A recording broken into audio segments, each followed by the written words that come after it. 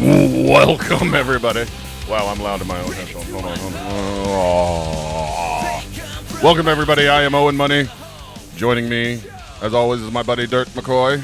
Yes, sir. This is Owen and Dirt's Pop Culture Radio. Also joining us is the talented and hairy Bushy. Hey. The rapper extraordinaire who's been laying down some heavy beats. No, you weren't the tracks. You've been laying down some heavy tracks, right? Lyrics. Yes. Whatever. Tracks, Lyrics, beats. I don't know all this music mumbo jumbo. We've been in the lab.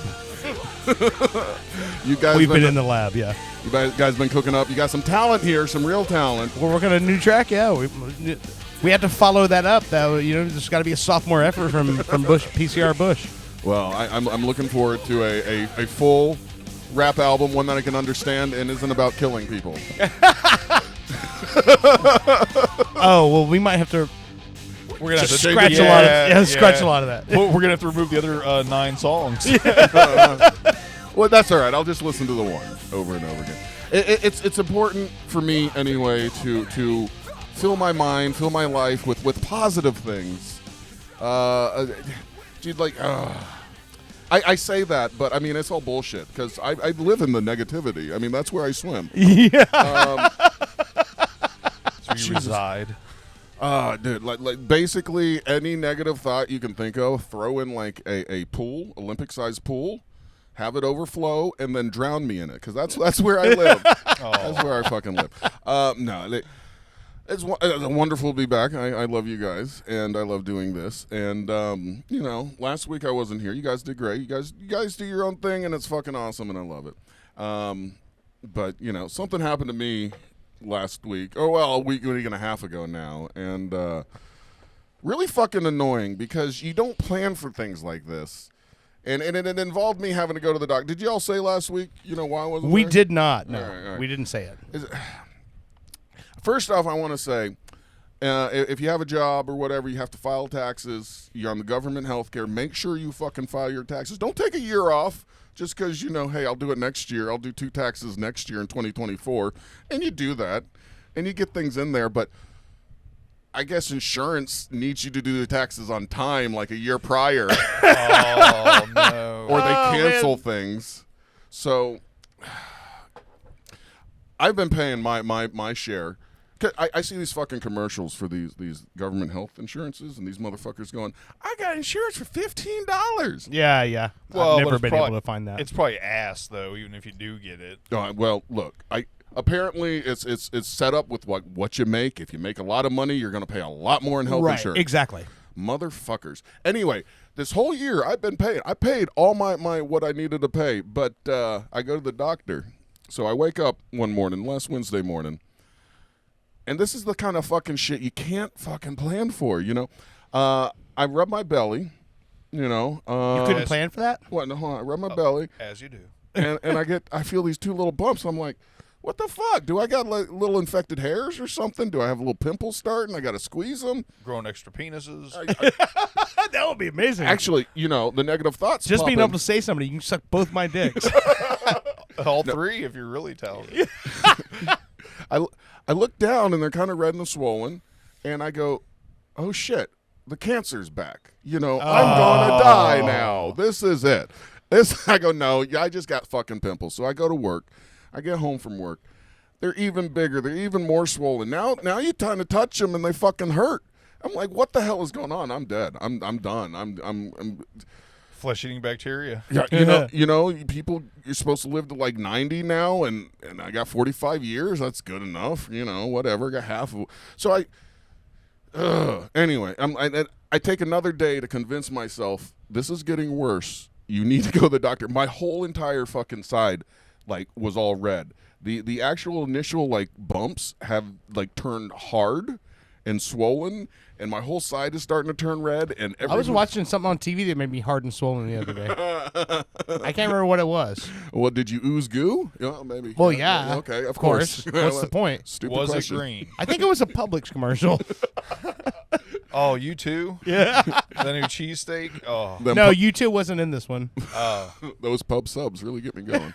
But anyway, so I go to the emergency clinic there. I give them Wait, my- did you fuck a pub sub?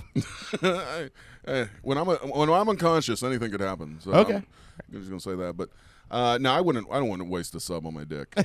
That's just going on my belly. I'm just saying. I hate wait. There was one time I was with a girl and we did like a bunch of whipped cream and shit, and I'm like, this is just gross. I just want to fucking eat the whipped cream, no hair, no skin flakes in it. Just let me eat the whipped cream as you suck my dick. How about that? You know? I mean, that's A whole tub of Cool Whip, and I'm just going to spoon it into my mouth while you blow me. Remember that movie, the football movie, where the girl makes the whipped cream bikini? Oh, what was that called? Blue Mountain Varsity State? Friday Night Varsity Lights. Blues. Varsity Blues. Yeah. We tried that, and you know, it's better in theory. It's better on the movie screen than in real life, because you know, whipped cream's not supposed to have fucking hair and rug. Yeah, I think I dunked in tried it. some kind of syrup sometime, and I was like, this is a terrible idea. Anyway, so Sorry, back to your ailment. yeah, I'm just saying, I'm still. It's not nearly as bad, but what's left, like stings like a motherfucker. So what happened? I think. I mean, I guess it was a stupid brown spider fucking bite. Brown recluse spider. Okay. It's hard when I'm 4 beers in and we're just starting the goddamn show. Hey, we started 2 hours ago. I'm surprised I'm actually talking at all. I went to the doctor. They definitely said it was a spider bite. They wouldn't say it was a brown recluse. They go, if it gets worse, come back immediately. Yeah, they don't get sued if they're wrong. I get it. Well, it got worse immediately. I mean, but I didn't go back because, again, back to the insurance thing. How much do you think? I walk into this emergency clinic. They take me back. The doctor looks at me and she goes, $468, I'll tell you already. that's actually really close. It was like I've never had insurance. It was like $380, I think, with tax. And No, stuff no, like let me rephrase. I've had insurance twice. Anytime I actually needed it, they denied covering me after I'd been paying in for like 6 months. So Yeah, fuck that's insurance. the thing. Yeah. I paid all year. Somebody could have told me, hey, you need to file something, which I did eventually, but it was just too late.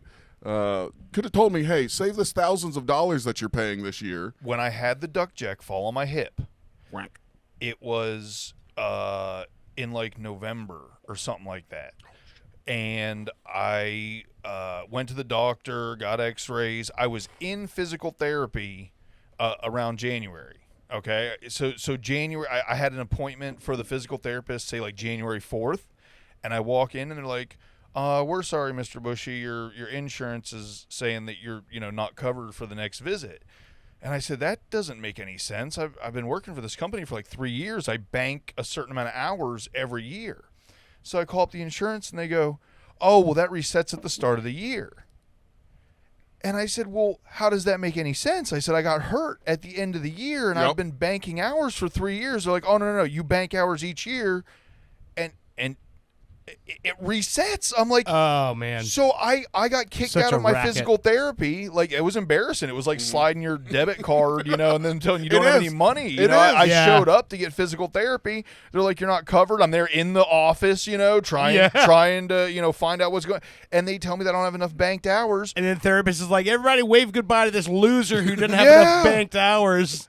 And I had for 3 years. It was I It's still to such a this day, racket, man. when I tell people that, they're like, "Oh no, that can't be right." I'm like, "I know it's right because I didn't get physical therapy. That Yeah. I was supposed to get physical therapy into March." Yeah, this doctor literally looked at me for 30 seconds. She goes, let me see it. I showed it to her. She goes, yep, a lot of people are coming in with that exact same thing. I'm going to write your prescription. Bye. So for like 30 seconds, that was $380 or whatever. Oh, yeah. And then I got the prescription, and I go to I'm like, what the fuck am I going to do? I don't have insurance. I wonder how much this is going to fucking cost me. So I go to Walgreens or Well, what. sometimes you get luckier, actually. That's what I was gonna say. Yeah, with the prescription, you actually get out better. My copay for a prescription is $40. I go there. I let them know that I'm having issues with my insurance. They go, okay, well, no insurance. We'll ring this up in the no insurance price. My copay would have been $40 if I would have paid for it outright with no discount or whatever, it would have been like $150. But she goes, we got the no insurance discount for your antibiotics. That'll be $34. $34. That's cheaper than my copay. And if you flirt with them, they got a coupon back there. They'll fucking scan. You'll get it for about 25. Oh, I didn't try that. I have an Yeah. audio clip of your doctor. Can I play that? Sure. Go ahead. Is this the doctor that helped you?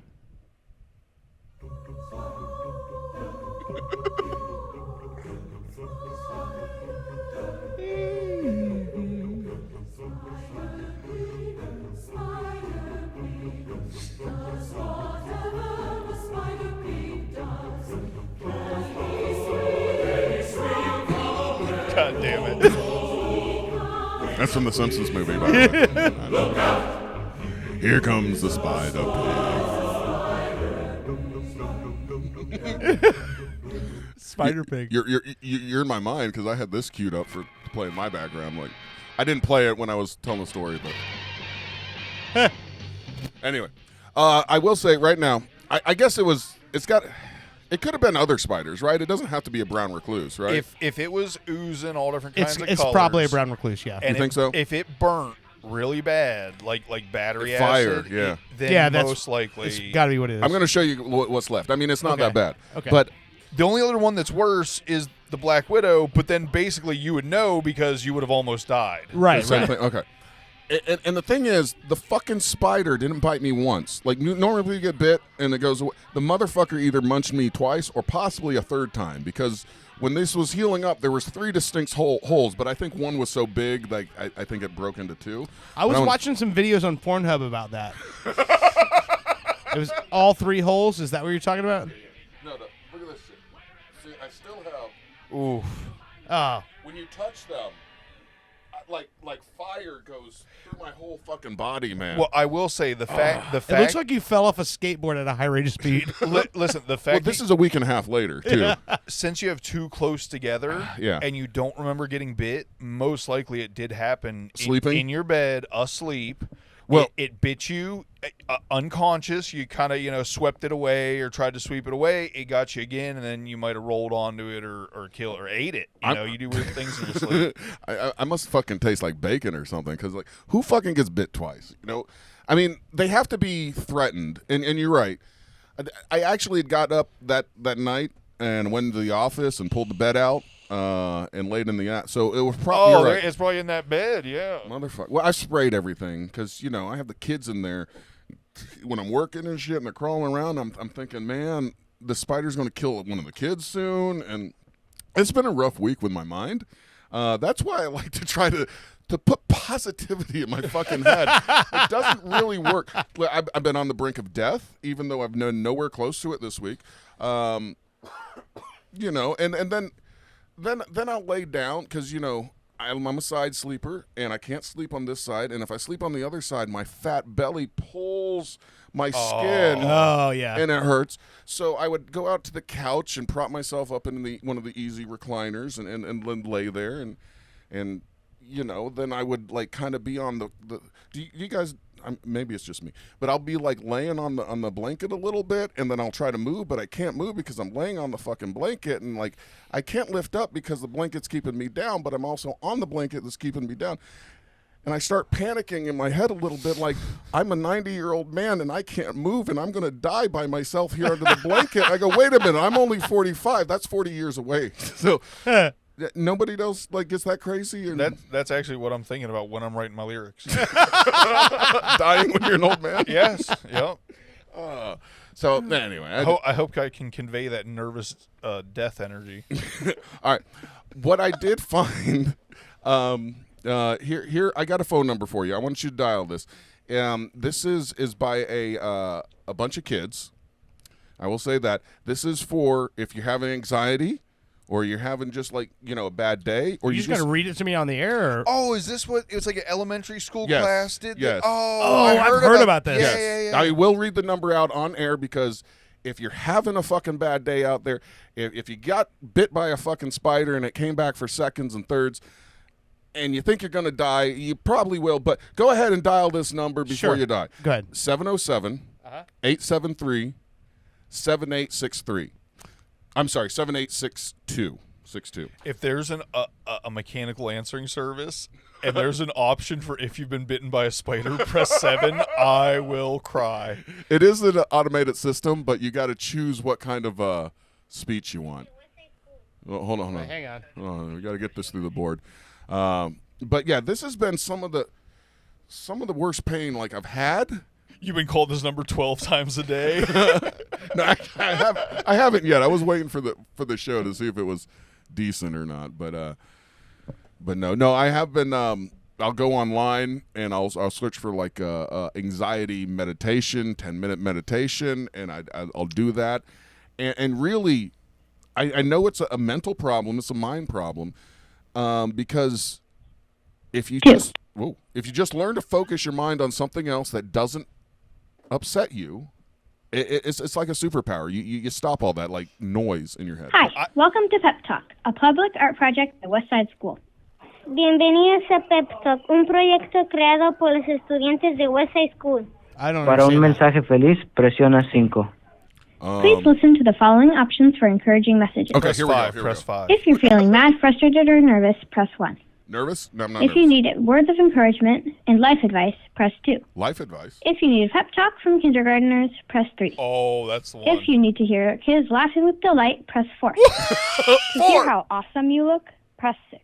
6. For bonus pep talks, press 7. No, let's go 6. Donate, I need to press hear 0. how awesome I look. You look better than a star in the sky. Lady, you're doing great. Rainbows are jealous of you. Bro, you're looking great. To donate to keep the hotline going, press 0. Oh, no, we don't need to donate for this shit. Or go to peptalk.net. Press 3. Can we press 3? PEPTOC.net. You can do it. Keep trying. Don't give up. I don't know what that the was. hell? To keep That the just made me hotline want to going, kill press myself, 0 kids. to receive a text with a link. Or go All to right, all right. peptalk.net. The kid that went, hey, bro, you're looking great. If you're mad, frustrated, or nervous, press 1. All right, let's If do you the need nervous one. words of I'm feeling encouragement nervous. And life advice, press 2. What life advice? If you need a pep talk from kindergarten, be grateful for yourself. Dude, live it up. That kid is the shit. Be you. I trust that you can make things right. Be happy. Try it again. Believe in yourself. If you're feeling up high and unbalanced, think of groundhogs. It's okay to be different. Always stay together. That kid's Don't mom give up smells like power food. patchouli. We all really like you. We Never all back really down, like never you. give up. The world is a better place with you in it. Everyone is capable of doing anything. You just have to let yourself shine. All right. Bro, you're looking great. All right, Be close responsible. it. All right, Be let's nice. I want to go back Choose in 15 You years are okay. and redo this with all these kids, and they'll be like, "Fuck life, I hate it." Nobody told me about bills and taxes, motherfuckers. Maybe that one kid will be going, who peeks in kindergarten? I was the funniest I'll ever be. Dude, you're looking old. All right. Well, that's kids. Hey, it made us laugh. It's fucking It great. made us feel better. It's a great concept, to be honest with you. I mean, I'm. How much for an 800 number? We could start that, and people can call up for a pep talk. And Oh, they'll get yeah. Bushy going, "You suck," and then I can come on and go, "What's that smell? Is that your feet, motherfucker?" We could just insult the people. I don't think that's pep talk. I must have misunderstood the project. I'm sorry. That's the hate that's inside me. Oh. It's spilling out. The thing that's so funny to me is like, I mean, we know each other well enough. I always, every time I'm about to say something, I always go, man, I really hope nobody takes this the wrong way. But I think that we could have a great hotline where it's just Bushy answering, telling you all the shit that's happening in his life, and then you're like, oh, fuck, that makes me feel so much better. It used to bother me sharing it, and now the fact that I realize it makes people feel better, and at the same time you're sharing, so you're kind of talking about the Unloading. shit. I'm okay with it. We could do that. Yeah, That would be fucking hilarious. the though. thing is, Oh, you think that's bad? people go through a lot of shit in their lives, and like I know this spider bite thing is trivial, but in that moment, it seemed like the world was ending. Oh my God, I can't work now. Everything sucks. But where was I going with that? There was a positive. I know something that takes all those feelings away. Yeah. Drugs. Yeah. That No, is true. no prescription necessary. But there was a positive spin on that. But anyway, spiders suck. Shake your this whole week I've been shaking my clothes out. Like I'm paranoid Yo. fucking now that I think there's something everywhere. And I planted more bushes today, and like That'll fix it. no, the whole time I was like, holy fuck, I feel like things are all over me the whole time. Yeah. You want to know the top level of what you're thinking about, and I have no problem saying this is definitely worse, but I know What? exactly what you're dealing with. After I cut my fingers in half with a table saw, every time I'd hear a table saw turn on or go to try to use one, I'd have I think it was the first PTSD. time I understood what a panic attack was. Oh, You know what I yeah. mean? Just hearing the sound of the table saw, like people would fire it up 2 rooms over, that and I'd get nauseous. Did you save your fingertip? Yeah, no, they put it all back together. It Well, I just- mean, that's it. yeah, it looked like there's you some never, missing. You never looked at it? No, I've looked at it, but it looks like there's some missing. It was split long ways, which usually people. I'm an innovator. Usually people go, Across. perpendicular. I went parallel. That means right you're serious. up the middle. Yeah. He cut his like a hot dog bun. Yep. So they call me Hot Dog Bun Bushy. You got 11 fingers total. Did I ever tell you guys that for Halloween that year, I actually just took I took photos of my fingers when that happened. Like I was it was so bad I couldn't get anybody that was there to take photos of it. I had to do Oh, it man. myself while I was all loopy on Ativan or it wasn't Ativan. What's the antipsychotic?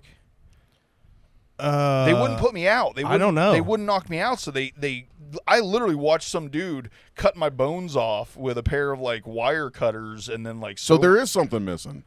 Yeah, no. It's short. It's slightly shorter, and if you look, I got like a weird nail coming out the side there. Yeah. Well, hey. Yeah, it could have been worse. Hey. Oh, slightly. But but where I was going was for Halloween that year, I took those pictures and I had them blown up. And Randy, the guy that was on the show this one time, he had a Halloween party, and we put those pictures all over the like hors d'oeuvres table. Finger foods, man. I love it. Oh God, that's disgusting. I was literally still like bleeding and oozing. That was my whole costume. Was just the fact my hand was all fucked up. You're like, oh, you really went far for a fucking costume this year. Yeah. Yeah, never mind. I got a whole bunch of drugs here for antipsychotic, but there's a bunch of antipsychotic Just drugs name a out couple. there. I always forget the name of what they gave me, but as soon as I hear it, I'll know. Chlorpromazine, flovazine, Nope. haloperidol, Nope. perprempazine, Nope. aspartame, Nope. What's it end with? I don't remember. azolazine. Those are the two. Zol and Zine is what they end. Yeah, no, that's doesn't not, matter. I forget what it was. Like with my anxiety and shit, people say like some of these fucking drugs would help, but I just don't want to jump on that like drug train. Like once you get on, it's hard to get off, right? That is true.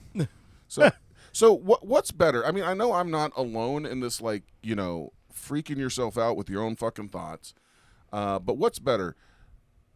Struggling with that or actually getting on a medication where you're relying on a medication? This is like real talk. For a second.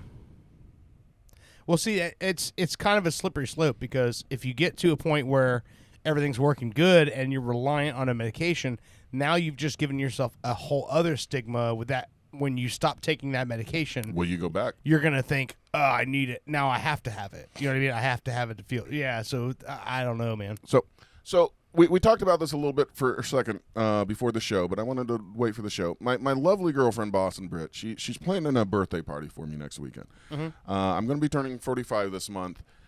Yay, I guess it's a big deal. It is, yeah. half a 90. I don't know. I did it a year ago. Well, did you have a big party? Yeah, I always do. Oh, that's right. You know, you were here. Yeah, I was physically, but mentally, I might have been wasted. Like, when I think about a party, I start getting like all this anxiety. Like, okay, everybody that's got to come's got to have a great experience, got to have fun, they got to do this, blah blah blah. And then I start thinking about the last birthday party I had. It was when I turned 35. Had a big old fucking birthday party. Had a bunch of people there that some of which are no longer here, like Charlie Carlson, the author of Right. Fear. He was there, and this was one of the times he came at a personal event. It wasn't like a Spook Hunters thing. It wasn't a Weird Floridas thing. He came for my birthday party, and we did like a whole radio show, and he was there. And it was like a month later, he was gone. Wes, my buddy Wes, who used to do the Spook Hunter stuff with me, he was there. He died that year as well. Actually, he died that year real soon after that birthday party, and then Charlie died like a year. So anyway, when I think back to like one of the happiest times of my life, this party where everybody was together, it almost was like the trigger to like start killing people out of my life. So I think there's some of that is like coming up. We're like, oh my God, I'm having another party. If we have a party, who's going to die, you know? And it's not it's not feelings that are in reality, and I understand that, but they're feelings that take over my whole presence, and it's like I don't even want to fucking go that way because I don't want to lose anybody. Yeah. Fucking stupid. Yeah, It's not stupid. I hear you.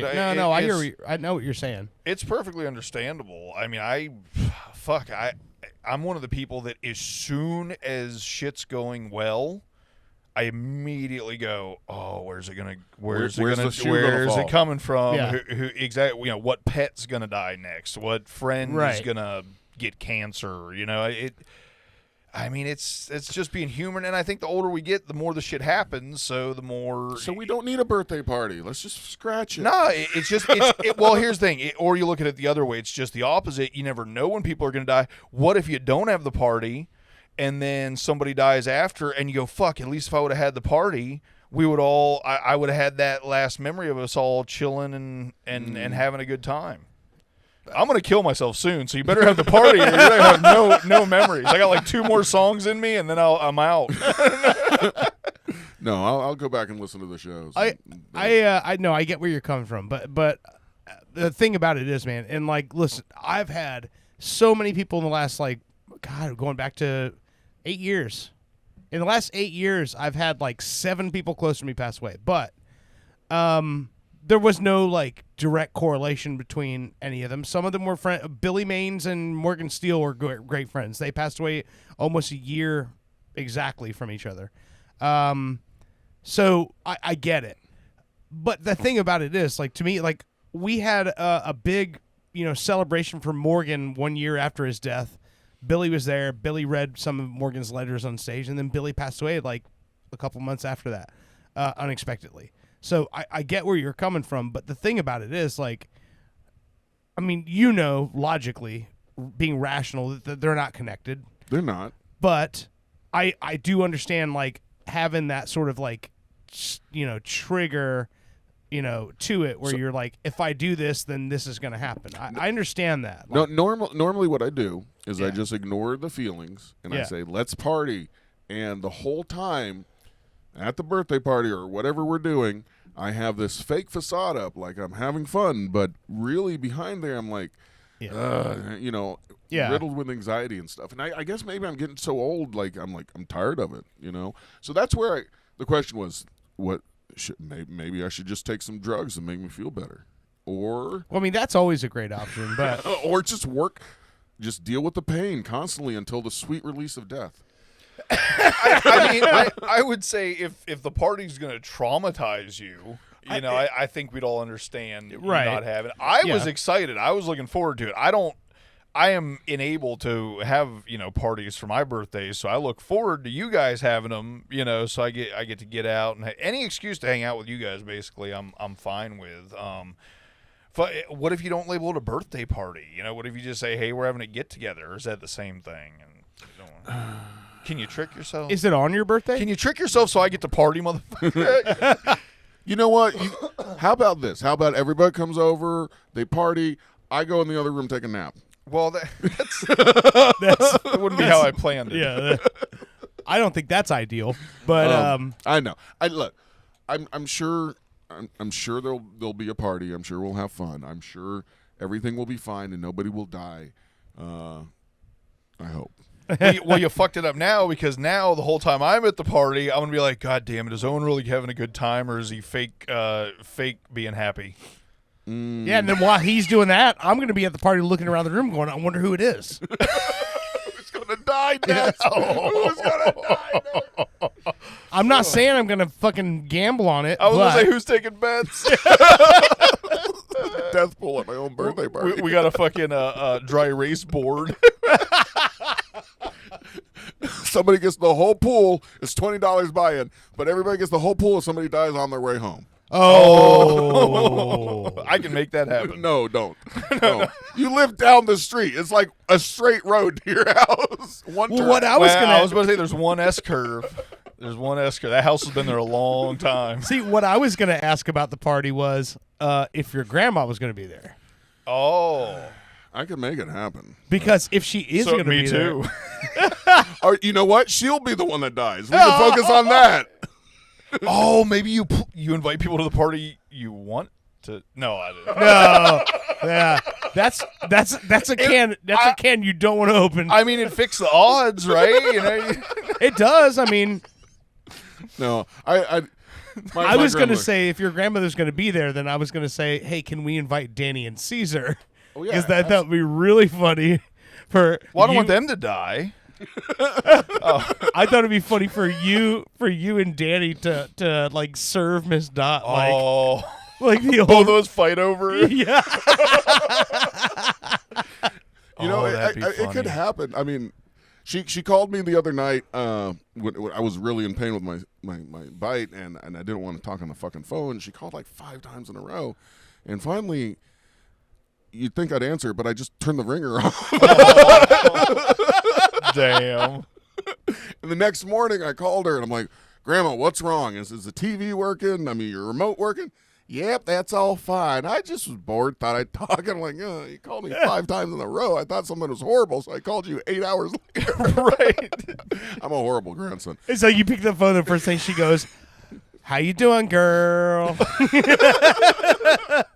No, she, I just did my her. I think she saw on Facebook where I'd been bitten by a spider, and she wanted to check in, which was nice. Oh. It made me feel good, but I End do up like having that to be the on the idea phone that for- you said because I was praying for a radioactive spider, but I think there's better a chance that you infected that spider, and now he's just watching Netflix and overeating. he hasn't made a web. He's made a hammock, and he's swinging in it. He doesn't talk to his grandmother anymore either. I have 1,946 children, and I don't talk to what? Wait, that's not me. That's not me. That's not me at all. I'm sorry. That spider has human powers now. I got webs everywhere. He's not paying his taxes wherever he's at. Man, spider don't need no insurance. Welcome to the real world. Yeah, I was kind of hoping like I'd shoot webs, but I just shot goo out of both of my bleeding Orifices. holes. In the side of my. Shot goo. Yeah, well, dude, one of them, these 2 bites or impacts, I don't know what you want to call them. They, one of them squirted out this like white pus, like maybe. This is not your wiener. no. Okay. The bug bites. Okay. The other one shot this like red, pink, like smoothie looking concoction. That's actually better. That means that there's blood there and it's actually healing and stuff. Well, I got a bunch of different colors coming out. I could have the green is the bad one. no green. Luckily, not coming out of the holes anyway.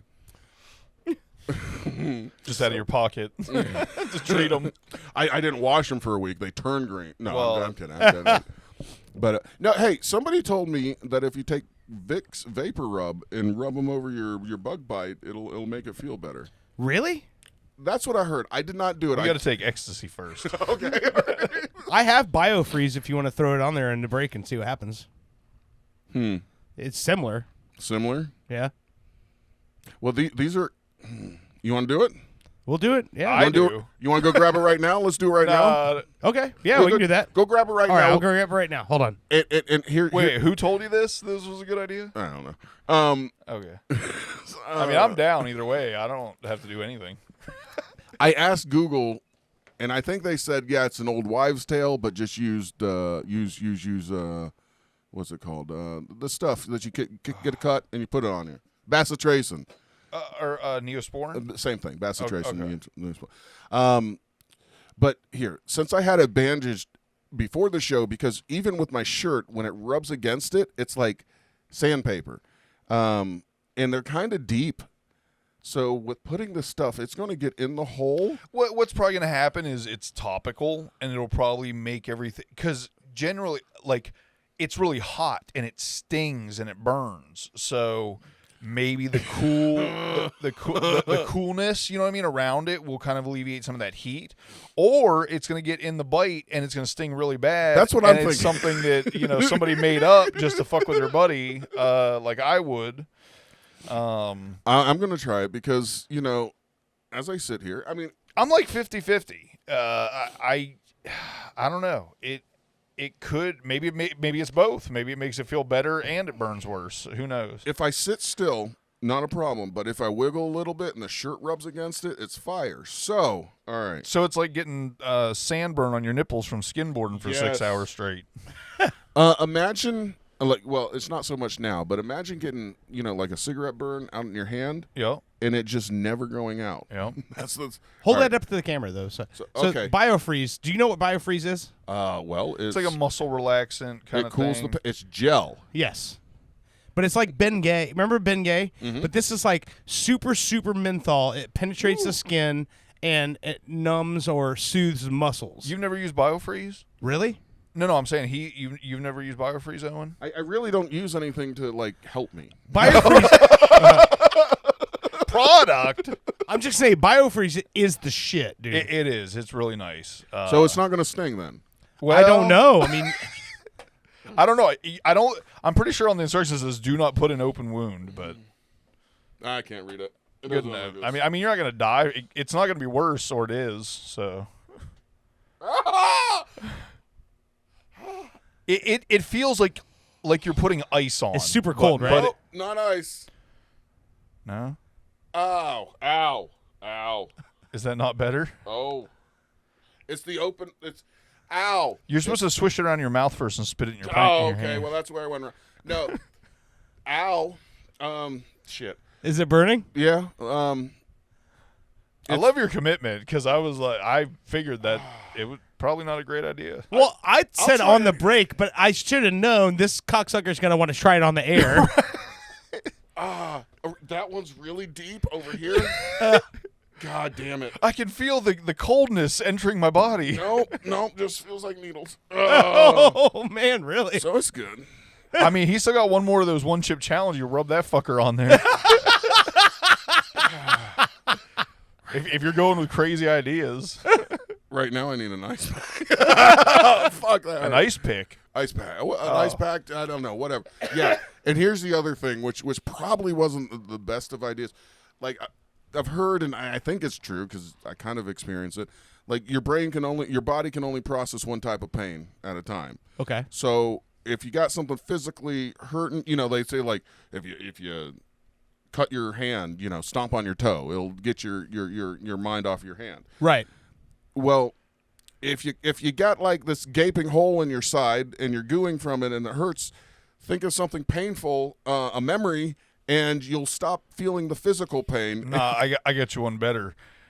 I used to be fuck crazy, and when I catch a Charlie horse, I just bite the shit out of the back of my hand. Oh, man. That's a little different. That's not the same. You gotta massage them. I think it kind of is the same. Massage? No, you gotta elevate a different pain to distract yourself from it Yes. and make you come harder.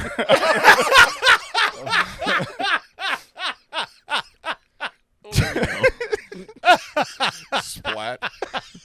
Maybe I should have come in these, and maybe. I mean, I can fuck your spider holes if you want me to. God damn it. We got a long enough break, right? Anti-venom is my jism. All right. I tell you what, I need to Whole new meaning to suck the poison out. I need to wipe this off. All right, you want to take a break? Yeah, let's play me a music song. I'm Play me a music. I'm super excited about the playlist I made for tonight. All right. Me too.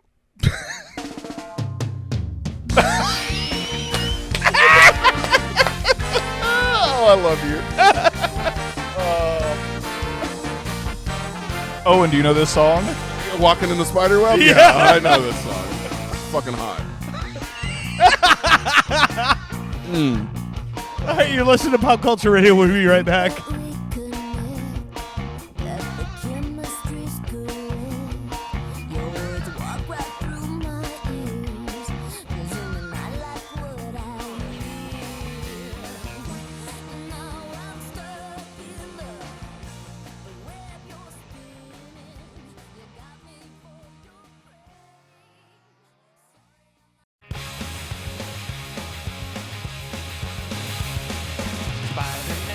Spider-Man does whatever a spider can. Spins a web in his ass, catches thieves just like life. Look out, here comes the Spider-Man.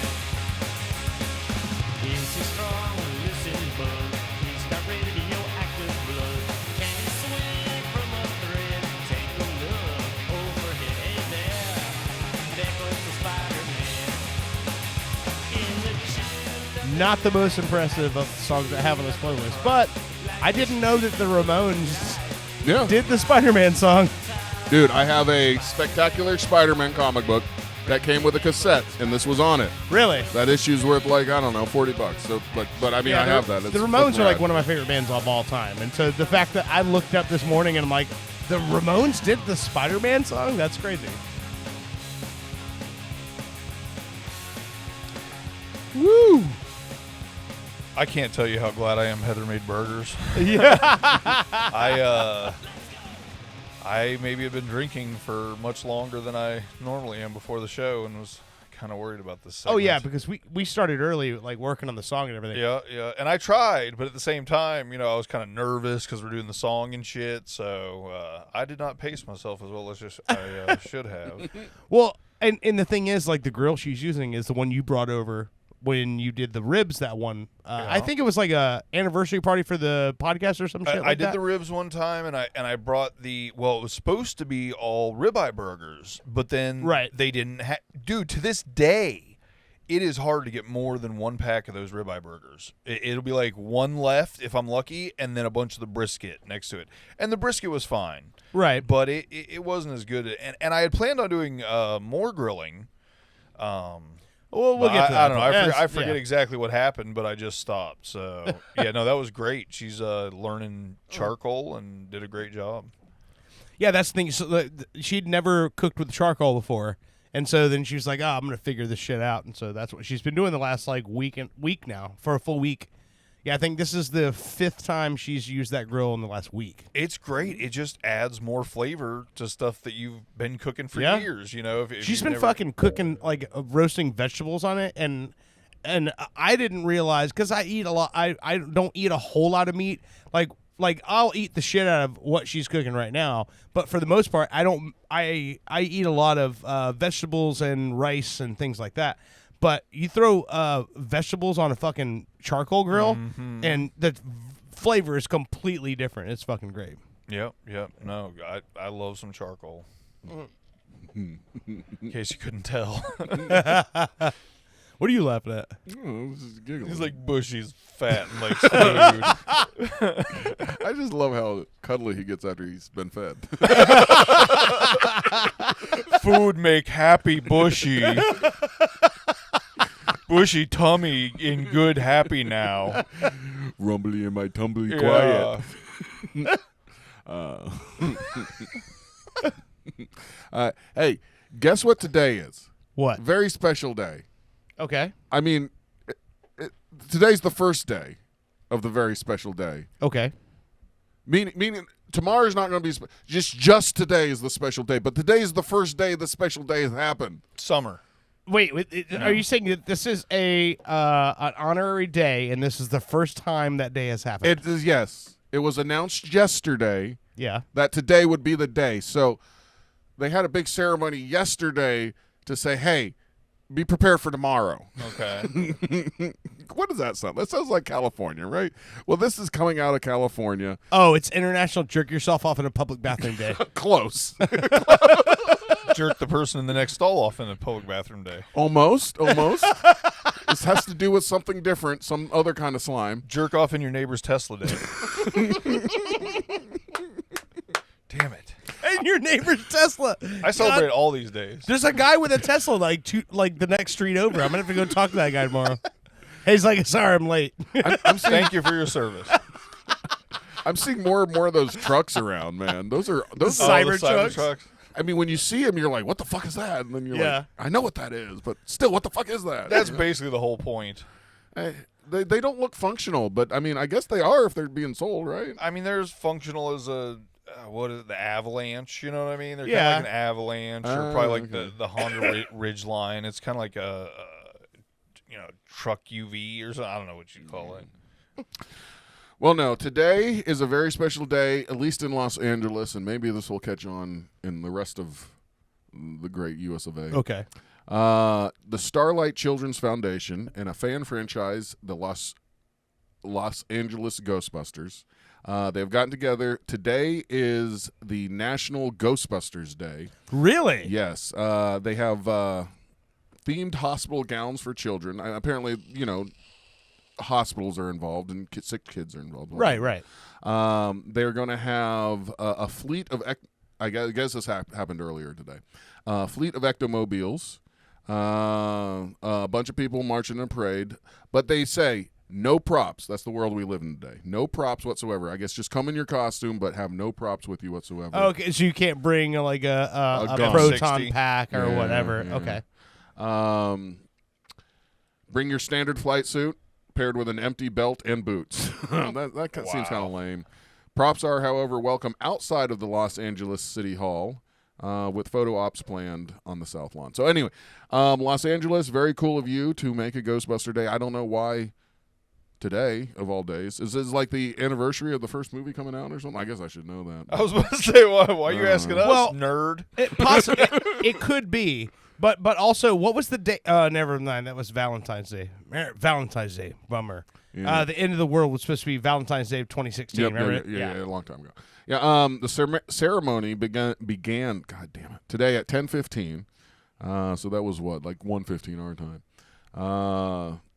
And that's about all it says. For over 40 years, the Starlight Children's Foundation has been dedicated to delivering happiness to seriously ill children and their families. So, if nothing else, get the name of the Starlight Children's Foundation out there and look them up. And hey, if you got a lot of extra money and you want to donate it and get a tax write-off, Yeah. that's a Holy good shit. place. Today is the 40th anniversary of the movie, June 8th, 1984. Boom. Well, Holy there you shit. go. So today is 40 years since the first movie came out. 40. You know what? That is in my. God damn it! That was in my. Holy shit. That's fucking crazy. 40 years, dude.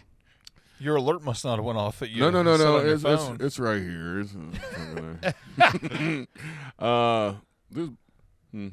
Yeah. So I brought it up to you earlier today, Yeah. but I watched the movie Ghost Heads today because it came up recommended to me on my Amazon Prime, and it's a documentary about the fandom of Ghostbusters, and the documentary takes place like leading up to the 2016 movie with the female cast, and so then Ivan Reitman invited a lot of them, to come out and see the trailer or see the movie for the first time before it went public and all that.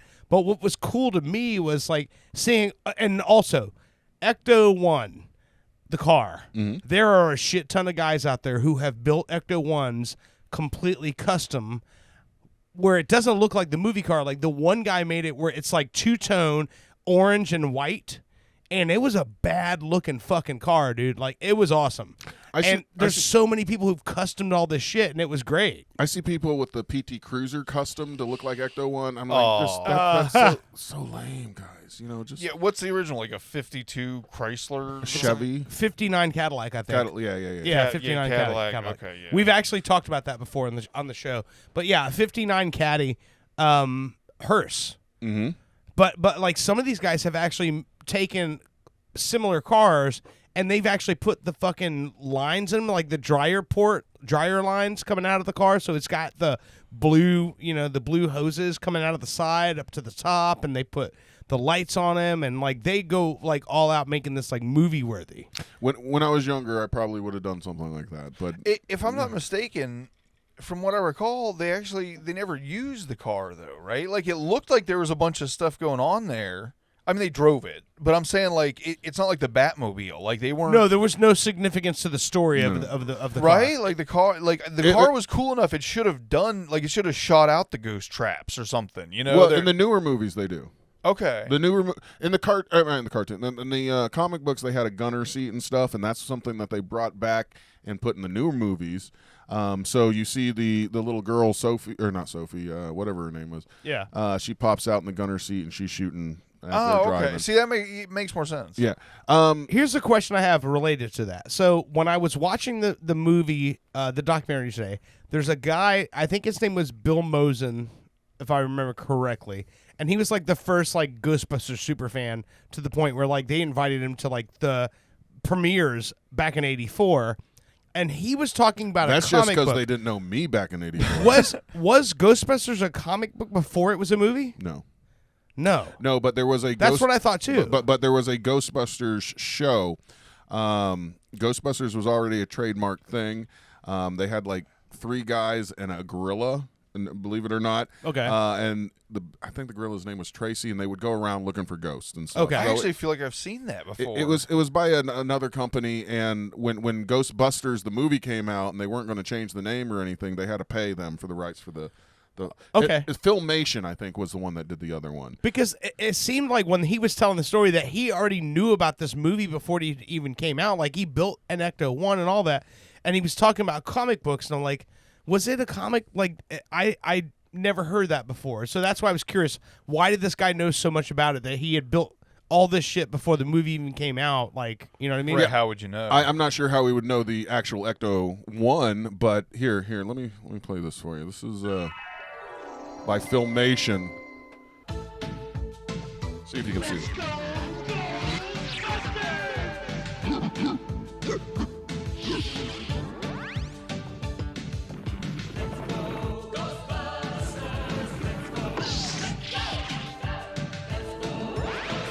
Oh, so it's nothing like it. Oh, okay. Now, did this come out after or before Scooby Doo? Probably around the same time. It was like It looks like very early 80s. you know they're capitalizing on that wave kind of. Yeah. There's the gorilla. I do remember this. That's Yeah. crazy. So the only thing I can think of is maybe they had something like, you know, they knew what was coming out and they got some preview things, but no. The comic that did come out like in conjunction with the movie, it was worth a couple bucks, not a whole lot, but I got. You talking about like the 1984 version? Yeah, Okay. yeah. And then the real Ghostbusters came out, which was fucking awesome. The comic book, which I have, but we don't need to talk about all that goofiness. But today is. I just want to say I'm putting it in my calendar for next year. We're going to have a big party here. June 8th. Yeah. If it falls on a Saturday, I don't know. Maybe we'll do it. Maybe we'll start doing this on Monday nights because that's a great convenient day. So speaking of that, when we talk about falling on a Saturday, right? Yeah. So it will still fall on a Saturday, but did you see that the Jake Paul Mike Tyson fight has been postponed now? Yep. So now it's going to be November 15th. Yeah, I don't think it's going to be November. Whatever. Well, so here's the thing. What I know is it already has a Texas State Athletic Commission ID. That tells me that it's actually going to happen. Because it's already run. It's super, super expensive to get the State Athletic Commission to sanction something to not go through with it. But Tyson had the stomach ulcer flare up on a plane flight. Yeah, okay. And so that's what he did not want to postpone it. He said, I'm fine, but his doctor said, no, you need to not train for the next 2 weeks. And then that's what kind of made it so that the fight had to be postponed. But there's a lot going on there. Are you sure that I got a recording of the doctor? Here's what he says. Oh, what the fuck are you doing? Are you sure the doctor just didn't say, "Hey, postpone this. You're an old man. He's a young guy. You're going to die." And no, because I mean, as a guy who's followed boxing my entire life, Mike Tyson is going to go in there and fight a fucking chump. Like, I've watched all this Jake Paul stuff, man, and I really don't think he. And also, did you see what he? Okay, so here's another thing. We haven't talked about this on the show. They were doing the press tours 2 weeks ago, leading up to this, and then Jake Paul said in the press tour, "I'm going to bury Mike right next to his daughter." His 4-year-old that died in a fucking treadmill accident at his house. Yeah. And then after that, Mike Tyson's interviews drastically changed to the point where I saw an interview where the guy goes, "Hey, what's something you wish people knew more about you, about Mike Tyson?" And he said, "Nothing, fuck you," and he walked out. Like, He's Mike, pissed. Mike is on a different level right now. Like, you just poked the bear cage in a way you really don't want to. So I think that was a terrible decision on Jake Paul's part. Yeah. So, Dude, I'm pissed off right now for him. while I hope that this is all accurate and he's actually mad about it, I, up to this point, had pretty much believed that, Jake Paul's fucked up here, like Mike Tyson's going to fuck him up. Yeah. And I still think if it was real, that would be the case. But I have seen a couple videos come out here and there where they're supposed to be doing the face off, and they're kind of joking around, being all goofy with it. And that's Mike all before that. Weren't though. people? Oh, was it? Yeah. Weren't people giving Mike Tyson shit because he was said Well, something about because- blowing him or something? No, Mike has up until that point. Mike had said things where he goes, "Look, I don't hate him. He's like, he's an entrepreneur. He's doing his thing, and he's like, but if if he thinks he's gonna beat me, it's a totally different situation. He's like, you bit off more than you can chew. But he's been friendly with him until that point. Okay. Because when somebody said, "Oh, it's just part of the build-up," I'm like, no. Nobody's gonna let you make fun of their 4-year-old daughter's death. Yeah. Like, they're not gonna say, "Oh yeah, sure, joke about that." That people will really dig that. Like and I'll act like you're really getting to me. No, I don't. I think I hate to say it, but in the background, I feel like if someone's like, "Hey, Jake Paul's on the phone. Hey, Mike, I know this would be fucked up, but what if I give you another $10 million for the fight? Yeah, but I'm gonna make this really fucked up joke." I've seen his one-man show, and when he gets to that point of his life, he's very, very traumatized by all that. So, and the story is, how this happened was he's never forgiven himself for this. So his daughter was 4. He was doing something and he was working out. She got on his treadmill. She was running on his treadmill because she wanted to do what Daddy was doing. He left the room for a few minutes. She tripped on the treadmill and her neck got caught in the emergency release of the treadmill. But because she didn't weigh enough, it didn't pull the card out, and so she hung herself on his treadmill. He came back in, found that. So yeah, and it torments him to today. So that's when I saw that, and I'm like, this guy does not know. Like, I honestly think he has no idea what the fuck's going on right now, because that's heavy. Before you told me this stuff, I was all like, Mike Tyson's just figuring out a way. Like, we got the hype, we got the publicity. Let's make this go away. We'll reschedule it for later in the year. Maybe he'll forget it. But no, now that you told me that, and there's actually a legitimate hey, he had ulcers and shit, and the doctors told him to stop this. Yeah. And now hearing this, and I'm looking at some of the shit, here on the internet. Yeah. I want that guy to fucking die. Oh, Jake Paul. I've wanted that for the longest time. He's such a fucking piece of shit. But that's actually why these events make so much money. That's exactly most people. That's want why him to die. all of Floyd Mayweather pay-per-views sold so well, because people just wanted to see him lose, and he never did.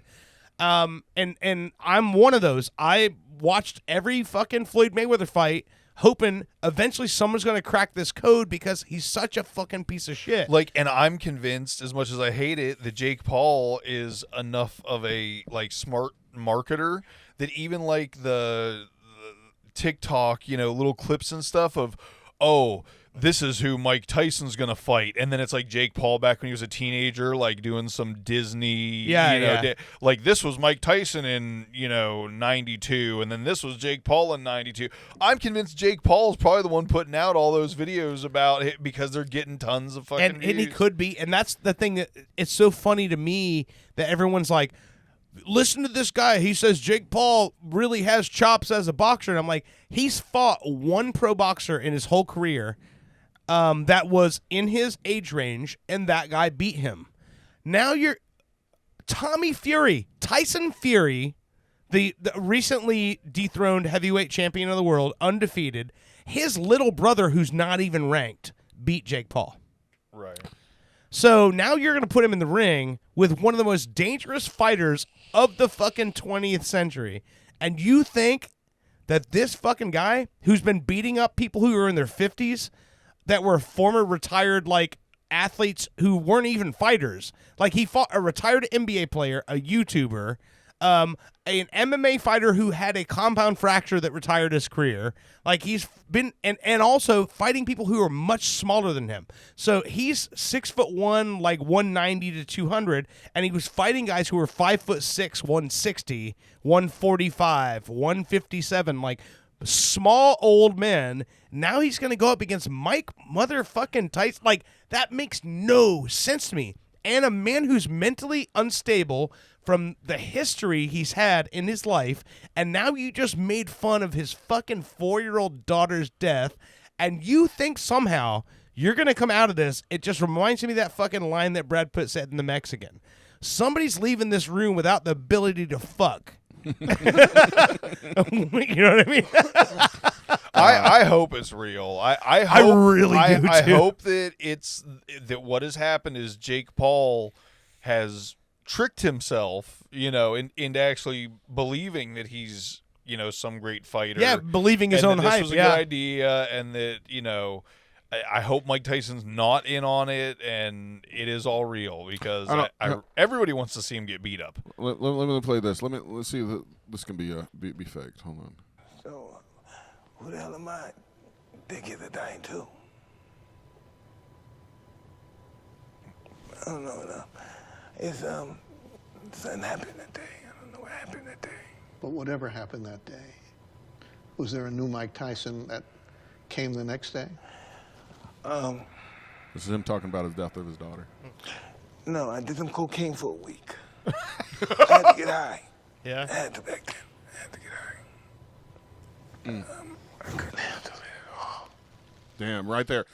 For a week, he had to get high. He couldn't handle it at all. So I don't think 2024, which is, I mean, it's been 15 years, but I'm pretty sure with a man like this, which it seems like he has pretty strong convictions either way. Once he gets his mind set on something, he sticks. Yeah. I don't think he's using his dead daughter as a fucking way to. As a pawn, right? Yeah, Right. this guy's going to. I hope he breaks the other dude's neck. Just there's certain things you don't fucking joke around Yeah, about. yeah, and that's the thing is, like, the Paul brothers have made a career out of. There's two of them? Yeah, Jake and Logan. Logan Paul, I will say, Logan Paul moved to WWE. He's been in the WWE for about 2 years now. He's really good at what he does. He's a heel. That's what Jake's trying to do, but Logan's doing it in wrestling, and it works. And the wrestlers respect him. He's bringing wrestling bullshit. Yes, to exactly. But you can't fucking walk up to a man and say some shit like that and not expect to get slapped in the fucking mouth. You know what I mean? Like, that's you're not going into an event here in wrestling. There's a lot of kayfabe, and you come up with oh man, you know what? I'm gonna play a clip that I don't like playing other people's shows on our show, but That's fine. There's a clip just recently I saw about, like, so if you think about wrestling in the history of wrestling, right? Back in the day, there was a long period of time where these guys, everyone was saying, "Hey, wrestling's fake," and they were still trying to protect their brand, right? Mm-hmm. And so they would go out and have a match, have an event, and then have to come back and go to the bar and go hang out and have a bunch of people come up to them going, "Hey, isn't that wrestling fucking fake bullshit, right?" And so they used to have to protect their fucking brand. So just recently, I saw this story. Ric Flair was on Joe Rogan talking about Harley Race. Now, Harley Race former NWA heavyweight champion, legend of wrestling, and apparently he leaned into it so heavy that when they would go out to the bars, he would go, okay, well, I dare somebody to come fucking say that shit to me. And then he would start fights. And Hey, I just got a message real quick. Yeah. Apparently Jake Pauley finally did apologize for his comments. He said, in quotes, "I love that kid," talking on Mike Tyson's child dying. I don't know if that makes it any better.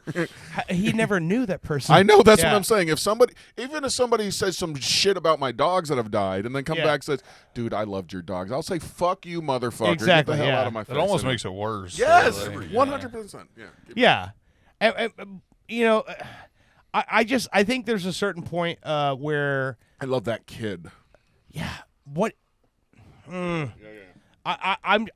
I think that these guys these guys are wrapped up in this YouTube world of promotion, and I say it all the time. I think people act the way they do because no one's ever fucking It's the called Trump. them out and said, "Hey, listen, you come and say some shit like that to me, like we have to fight now, and this is not going to end well for you." It's the Trump world. Either you say what you say and then deny it later, or fuck it. So this is the Flair story about Harley Race that just in the beginning of this. I think you'll understand where I'm coming. So Harley Race, like I said, Brock is was our version of Harley Race today, but the difference is Brock wouldn't bite your nose off. I don't think he has it in him, and Brock wouldn't pull your eye out. Pull your eye out. Yeah, this guy Harley many times. Simple, boom. He pulled guys' eyes out? Yeah, I've seen it twice. What, they got blinded, you mean? Well, they lost their eye. Was hanging by a string. I don't know what happened to it. This is back in the 70s. Jesus Christ! Yeah, Literally pulled their fucking Haku eye is, out. right? Huh? You know Haku is, right? Oh yeah, yeah. Got a guy named Haku. That's a scary guy. Haku bit a bartender's nose off in Toledo, Ohio. Yeah, like off. We've had some really tough guys in the business. So let's go before we get to the nose. Let's go back to the eyes. So you see more than one guy get his eyeball pulled out of his head? I've never seen it fall on the ground. But you saw it hanging out of his head? Oh yeah, I've seen it 3 times. Holy fuck! Do you ever see those guys again? No, they weren't wrestlers. They were fans in the bar starting a fight. These weren't wrestlers. These were guys that thought they were tough. Harley used to go like this. He'd go, I have to do the smoking thing because we'd walk into a bar like in Fort Worth. This is his favorite. I said, "Harley, look at all the women in here, man. It's packed. These girls in cowboy boots and jeans and shit." He said, "I'm going to play pool." I go, "Harley, please, just sit down and have a drink. Calm down." He'd go over there. So, popular pool can be in those Western bars, right? Mm-hmm. There's guys with 10 quarters. Quarter next guy, right? Have to play, right? They're all standing there, 20 people around. Take the cue off the wall, chalk it up, knock all the quarters off. Oh shit! I'm next. Anybody got a problem? Just picking it. He loved being the world champion. He loved Jesus it. Christ! Oh, he was a different experience, man. You would have loved him, Joey. He can tell you some stuff. Oh. There he is right there with pop people's there's eyes the- out, bite there's people's the nose Haku, off. brother. Yeah. We call him the I hope we human see some of this in Vegematic. November.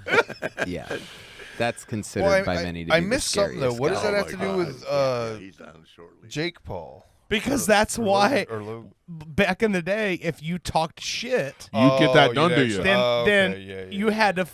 You couldn't just go up and talk some shit to somebody's face and there be no repercussions. Yeah.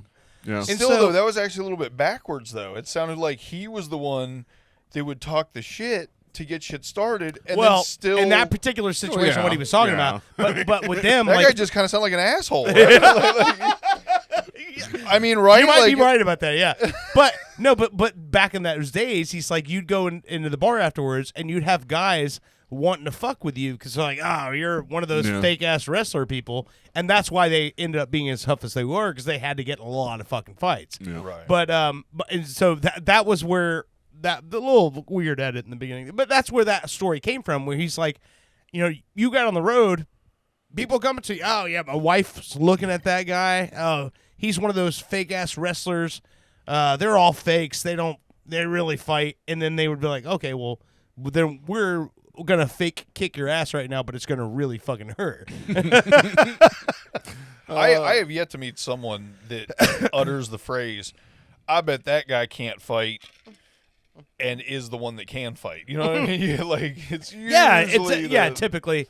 Yeah, it's a lot of fucking, I'm going to whoop his ass. Really? Are you? Because that was the last 3 times didn't go so well for you. One of my favorite things is when people go, when they go, oh, yeah, well, I could kick that guy's ass. Any day. I'm like, well, then go over there and get your ass beat so I can take you home, okay? Let's get this over with. I had a particular buddy that was my good friend, my party buddy. We always hung out together, always went to parties together.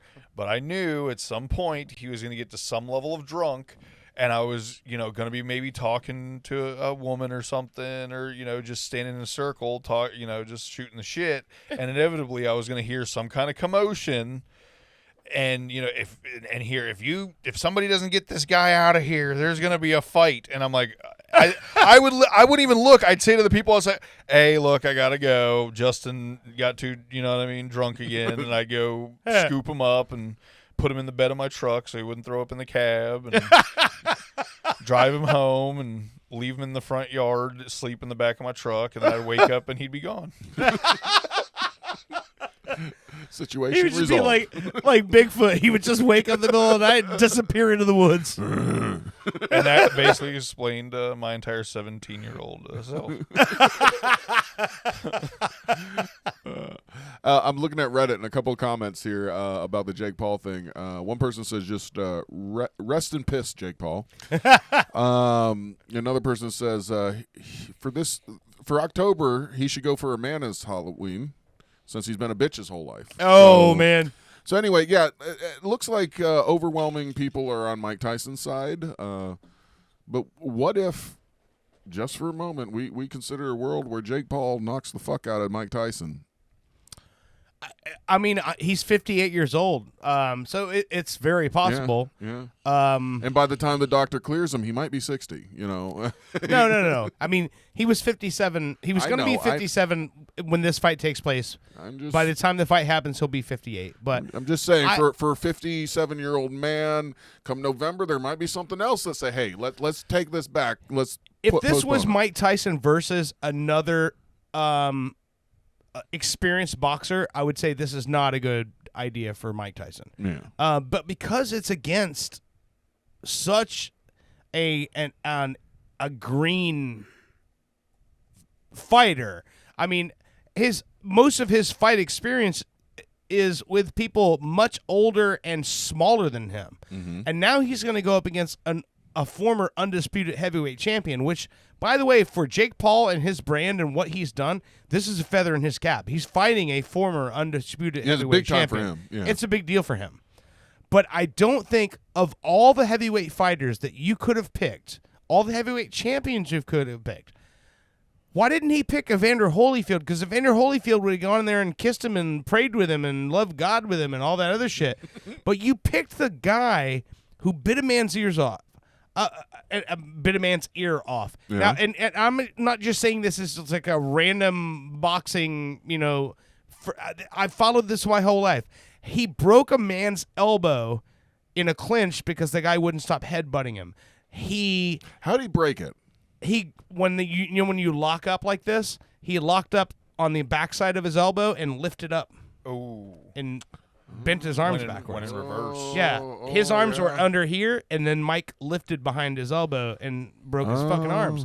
I mean, Mike is not someone you fuck with. Yeah. Like, he's made a pretty honest case over the course of his life to say, I'm not that guy. Like, don't fuck with me, I won't fuck with you. Like, you really picked the wrong... He picked the biggest name he could pick. But I think he picked the wrong fucking guy, because this guy's not going to play his bullshit. You know what I mean? Maybe he thinks he's Lil Mac. Oh, man. He could. I mean, but he's about to be Glass Joe. Little McDonald's. I'm King Hippo. If I was if I was still a boxer, I would definitely be King Hippo. Oh, wait a minute. No, Owen's King Hippo. He's got the bandage on his belly. It's gone now. It's seeping out into the world. Seeping out into the world. I like to say it's airing out. How'd that biofreeze? It's fine. Would you recommend to other people who have spider bites putting biofreeze in? Yes. Okay. Yes. I want you to feel the pain I felt. Wait, but after the pain dissipated, like, is there any difference? Is it more numb or no? You know what? Maybe. I was like, you haven't been like complaining after the burning wore off. You haven't been. You know what? I can wiggle and my shirt can rub against it, and it's not as prevalent. So yeah, it is a little bit better. Okay, so maybe there's instant pain, but there's a numbing that follows it. Well, I mean, probably instant pain is the open wound. Okay. You probably shouldn't put it in an So open. when I was doing tile work, I'd get cut on my hands a lot. A lot of small cuts and stuff like that. Yeah. And then you'd put it in the water you're using. You've washed off concrete, and there's like as a matter of fact, it says all over the bags for concrete, do not use without gloves. Yeah. Because it's kind of do not pack this tightly into an open wound. right. So for 7 years, I did tile work and never used gloves in the concrete. But if I got a cut, nothing bad, or you need stitches. But if I got a little cut, knowing that sticking it in that water was going to sting, I just light a cigarette and shove my hand right down in the bucket of concrete, wet concrete, and move it around and it would hurt like real bad for a couple seconds, and then once you get through that, I think it maybe kills off the nerve endings or something, because then it would hurt away. Yeah. But it was either hurt really bad for 20-30 seconds or sting a little bit all day. So I was like, take it. Well, this is definitely something like I've always been curious. Like, can I handle a fucking brown what recluse? God, why can't I say that word? Recluse is what I want. Maybe that's the side effect of the bite. My tongue is swollen. It was like that spider was like, I'm gonna bite this motherfucker so hard he can't say my name. Don't say it 3 times. Get my motherfucking name out your motherfucking mouth. I had a nice place under this couch that you had to lay your ass on it. One brown recluse looked at the other one and goes, I'm gonna bite this motherfucker. This fat motherfucker so hard he can't even say my name no more. And the other spider was like, do it, dog. I thought that was the black extrovert, not the brown recluse. A lot of different things nibble on me, and I'm okay with that. So, I'm just happy that I now probably have anti-venom in me, right? No, that's not how that works. So if I okay, well, I'm glad you said that. You don't just start producing it because did they put anti-venom in you? No, but then no, you don't have anti-venom in you. My body has now shoved it off. I have survived, so now I can stick my hand in the nest of brown recluses, and nothing will happen to and me. they'll fucking honor you as their king.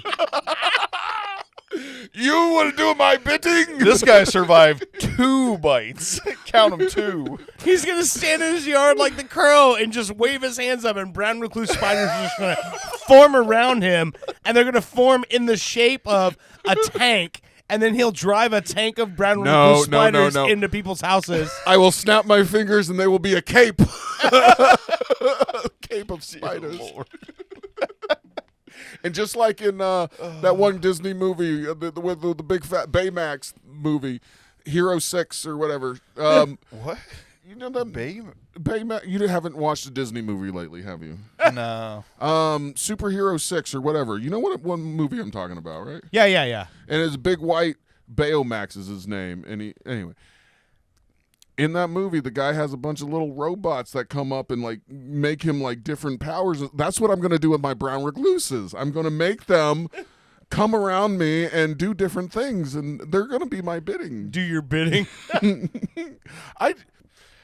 We bite him and he survived. He is now our queen.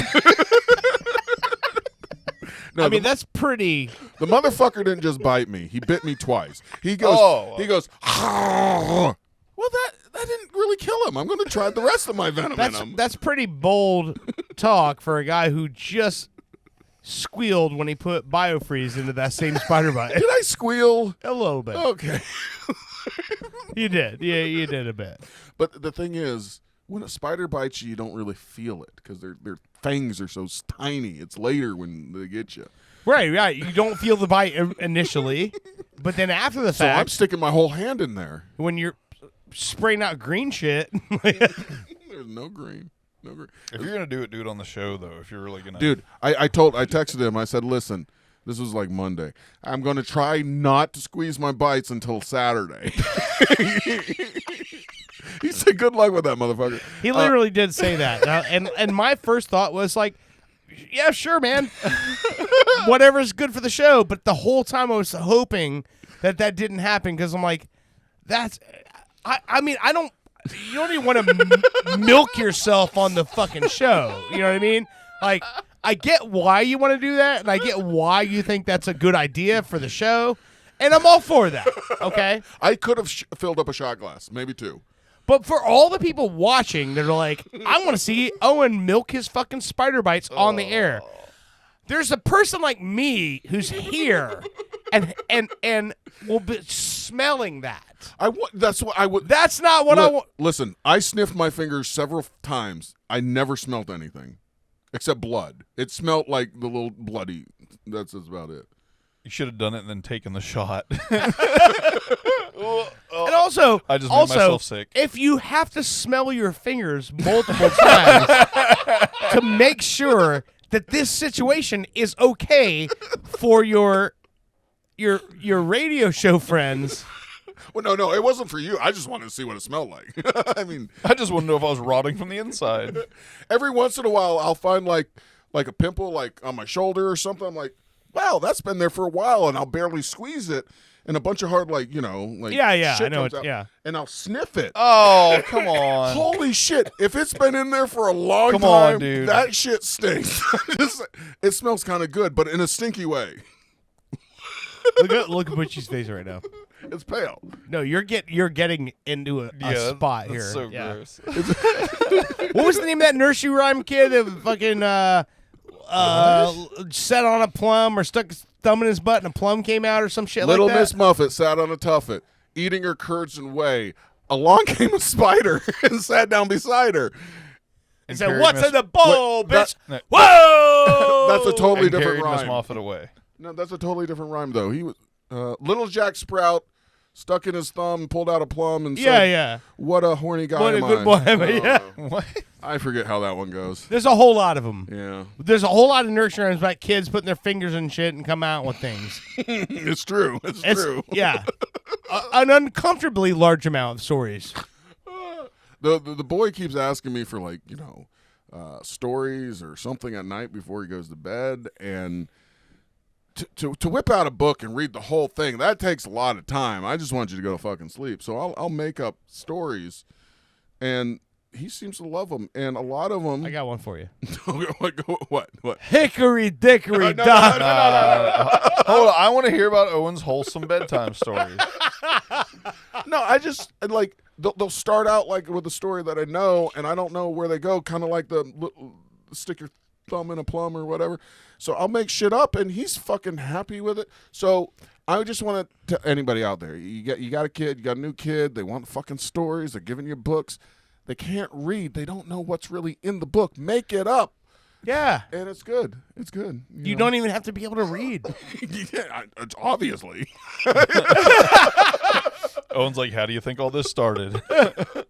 So I just look at these pictures. I pretend people on the internet think I read. I can't even talk. I remember when I was in 4th grade, we had the show and tell sort of thing, but in my class it was you could read a book to the class, right? Mm-hmm. And so there was one kid, he was on my football team, this kid, Lorenzo Johnson, and he asked the teacher if he could read to the class that day, and he read a joke book. Yeah. But here's the best part. He read it as it was an actual book. So he read every joke right through as it was just one line into the other. And he read it, and I was crying, laughing so fucking hard. I looked over at the teacher, and she was laughing too. And the entire room was laughing because he was going, knock, knock, who's there? And he was just like going from the joke, the setup to the punchline, into the next setup to the punchline without a fucking breath in between.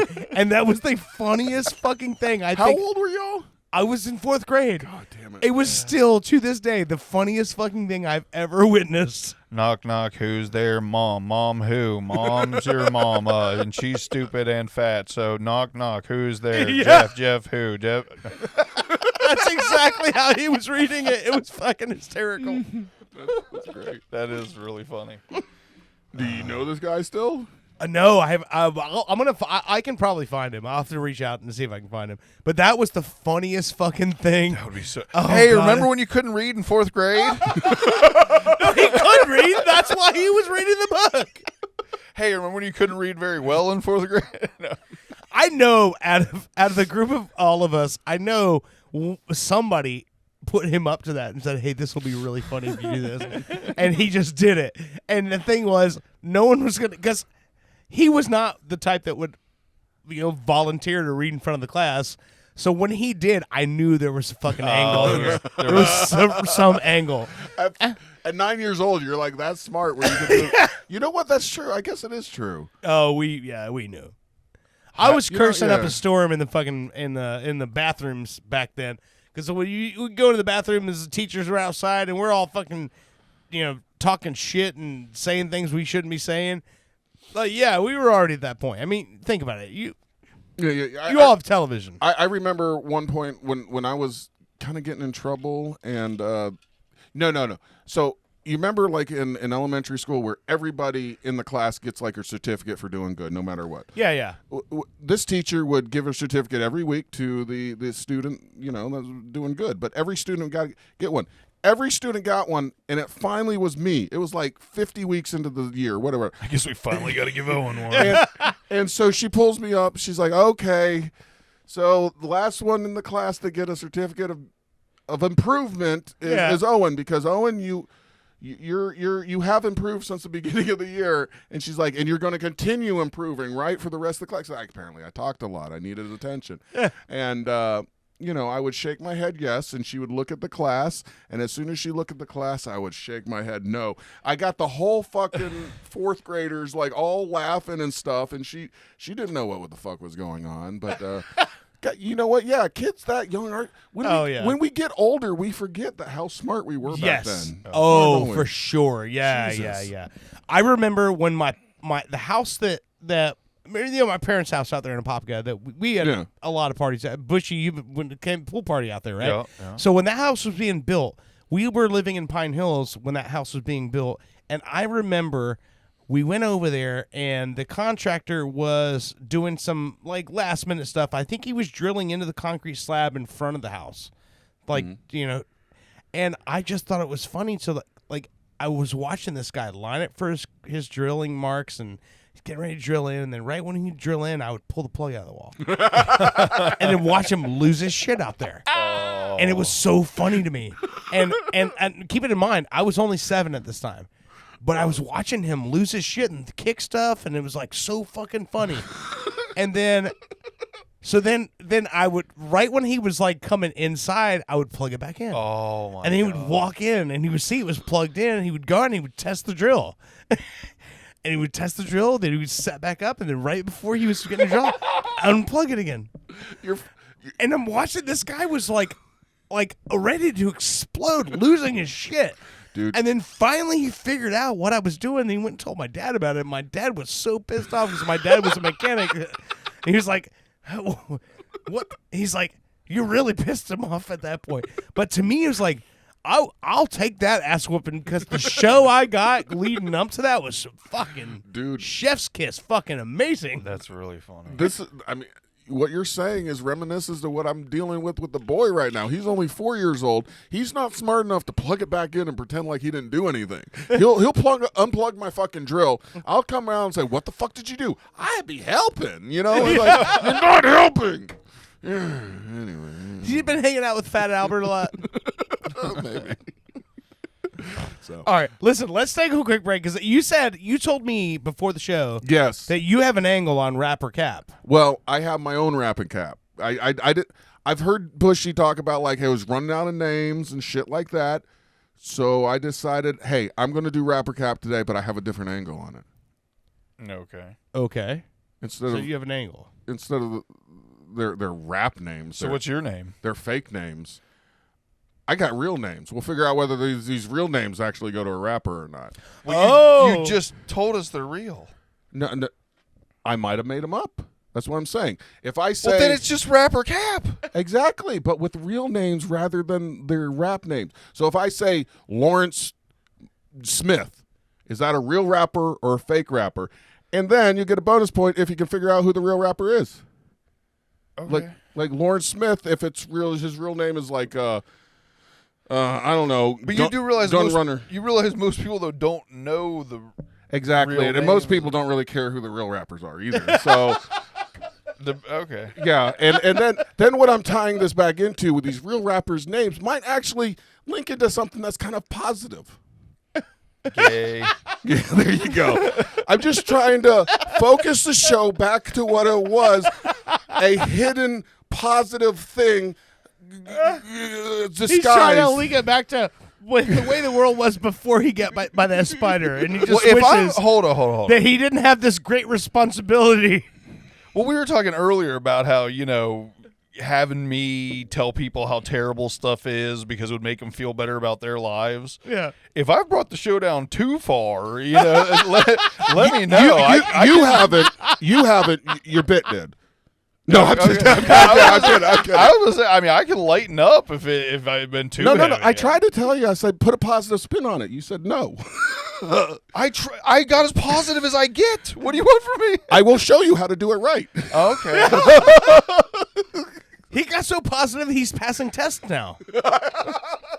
No, I Not all of them, but the good ones. No, really important ones. What happened is the other day I was looking at something and I saw a rapper referred to with his real name, and I was like, "That's not that motherfucker's real name." I'm like, "That's not that motherfucker's real name." I'm like, "What?" Owen's like, they have real names? It was so. I guess it was like a white man's name or something, So did you think that Snoop Dogg's mom actually named him Snoop Doggy Dog? No. That's on his birth certificate? No, but I just find it silly where somebody's like, "Man, I am motherfucking Uzi Killer, motherfucker," and his name is Harold Johnson. Yeah. It's like, come on, dude. How street are you? There are some really good ones. Exactly. That's what I'm saying there, Mr. Okay. Poo-Poo. And then one of these people, maybe I made it up, maybe it's the same thing, but he does a lot of good work. And it's not going to be Drake, but I did find that Drake did a lot of good work, and that'll be something further on down the road, Oh, speaking of that, so when we do the third segment, I'll tell you, I got a text message from Matt Ills yesterday. Okay. Something that he mentioned to us on the air when you were interviewing him, Right. apparently is starting to catch fire now. Sweet. I You did don't- hear that interview. Okay. All right. So Well, what part? Lucian Gray. Okay. Apparently that's now starting to get attention in the media. The song? No, the person. Okay. All right. We'll talk about that when All we right, come all back. right, all right. All right. I want to look it up now. So this one is one of my favorite songs, or one of my favorite ones out of this list that I found, because this is definitely not the type of music I would play on this podcast. But this song, Is it a Spider song?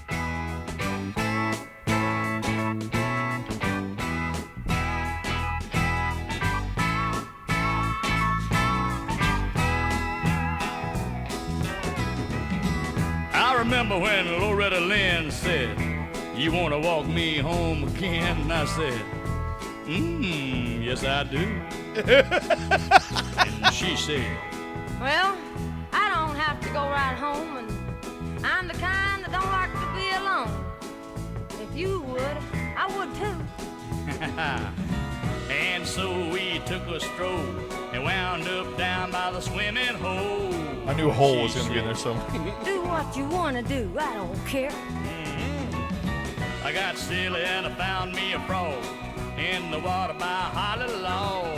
And I shook it out. And I say, Loretta, this song's for you. I don't like spiders and snakes. And that ain't what it takes to love me like I want you to. Spiders and Snakes by Loretta Lynn and Conway Twitty. I don't like spiders and snakes. All right, you're listening to Pop Culture Radio. We'll be right back. My dog killed the snake too, like the day before I got bit by the spider. It was fucking crazy.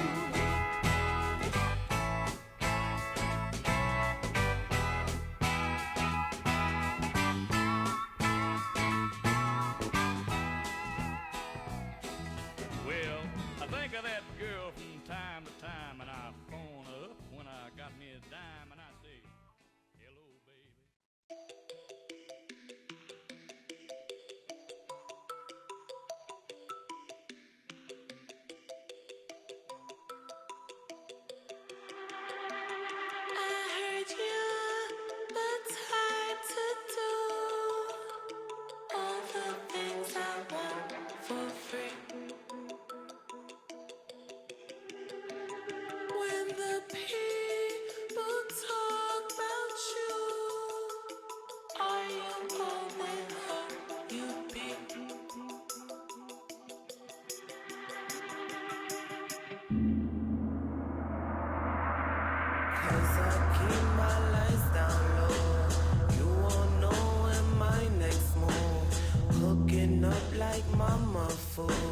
Shook you up like spiders do.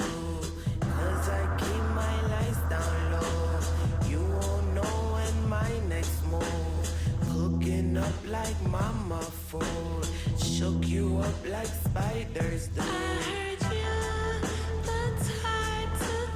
Welcome back to Pop Culture Radio. So, this song was way down on my list. But the reason why I picked it, because the name of the band that does this song is all one word, Jungle Pussy. I'd like to get lost there. In Jungle Pussy with the name of the song called Spiders. And so I'd never heard of them, and I saw it, and I'm like, I'm going to listen to this. And I did. It's super loungy. It reminds me of like Portishead or something.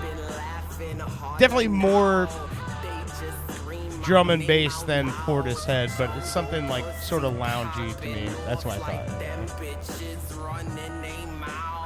thought. A lot more songs than I expected when I typed the word spider into the Spotify and started doing.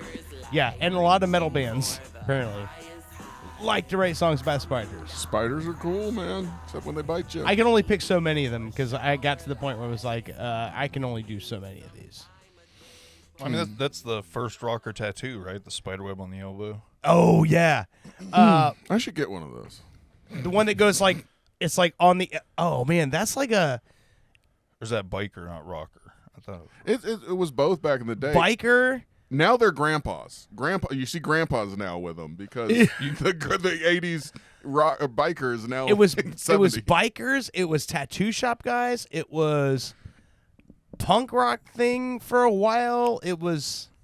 You should get your whole belly done and the spider just coming out of the belly button. Like that's the middle. Crawling out of it. Yeah. I got a deep belly button. But a big old spider. A lot of spiders can come out of that thing. What if you got your belly button pierced and then just had like one of those plastic spider rings? You get a belly button. You got a navel piercing with a spider hanging Yeah, out. the plastic spider ring you get from like Chuck E. Cheese. It is spider web tattoo. My belly button is that deep. Nice. No, don't stiff your finger after it's been in your belly button after you've worked all day out in the yard. This stinks. You're bragging about how deep it is because you want one of us to fuck it. I don't think you could get your head in my belly button. I don't have my belly button's deep. Now you just made it logistically gross. I can only feel half my belly button because of that surgery I had. Oh Jesus! Oh man, one of us could tear it apart.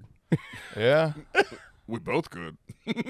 It was funny because the scar goes from here and it goes down and around my belly button and then straight down to about an inch above my junk. Does it really? Yeah, no, I got a scar from here to here.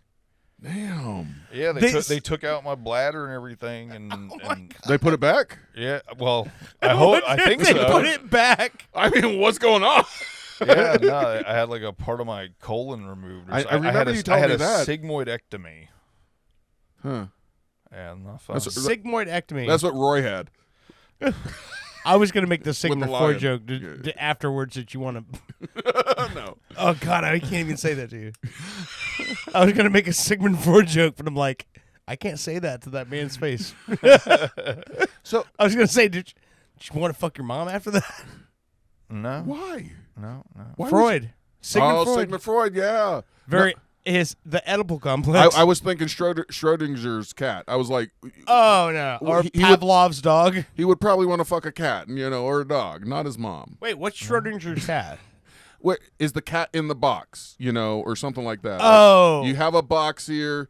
There's a cat in it, or is there? I don't know. Freud pretty much said that all Everybody guys want to fuck their mom. Yeah. That's what he said. Yeah. That's why I've been married 3 times, because I don't know my mother. So I'm still looking. I'm looking for somebody to fit the spot. And I think I might have found one because she yells at me a lot. So, I mean, that's like a mother, right? The whole idea that there's a guy who's like, he's well decorated, well fucking pedigreed from a lot of psychological degrees. Mm-hmm. And they're like, what does it all mean? And he goes, every guy wants to fuck their mom. And then people are like, you should publish a book on those findings. Like they humored him to the point where I mean, youporn.com right now is all full of videos of guys fucking their moms. I mean, there might be their fake moms. Stepmoms. Still. Not your real mom. There's one child that's actually real in that scenario, right? Supposedly. No, it's all theater, so it's not real. I but meant in the theater of the mind. There's usually the girl who's the real daughter, right, playing around with the stepbrother. Okay. And then the mom comes in, who's the real mom of one of them. Well, you just took it a different angle because I was just thinking about the son, stepmom, stepson thing. But now you're talking about the stepson, stepmom, stepdaughter, or stepsister thing, which is another thing, too. There's a lot of things like that. Since Brittany has had the baby, I'm just saying it's not totally gone, but it's not like it used to be. You're looking at a lot of porn. Is what you're saying. I'm just saying I have to get up at 2 a.m. and go to youporn.com and take care of business sometimes. And it seems like all the videos, man. Yeah, they're all this stepmother and taboo, Twisted Family, all that. Yeah. That's the thing right now. And I don't know my mother, but I'm thinking of calling her and asking her if she's married, just so I can have a stepfather to show me what to do to a hot 20-year-old. Fuck your stepdad? If he's in the room and there's a hot 20-year... No, I'm just kidding. No, I wouldn't do that shit. But I don't, it's not worth calling my mother over. One of these days I will call her, but I like right before she's dying, I think I will call her and say, hey, I just want you to know you missed out on a lot. Happy death. Is that horrible? He's like, all the women I fucked like you missed out on. Now, out of the women, I will say, out of the women that I've been married to, they're all very different from each other.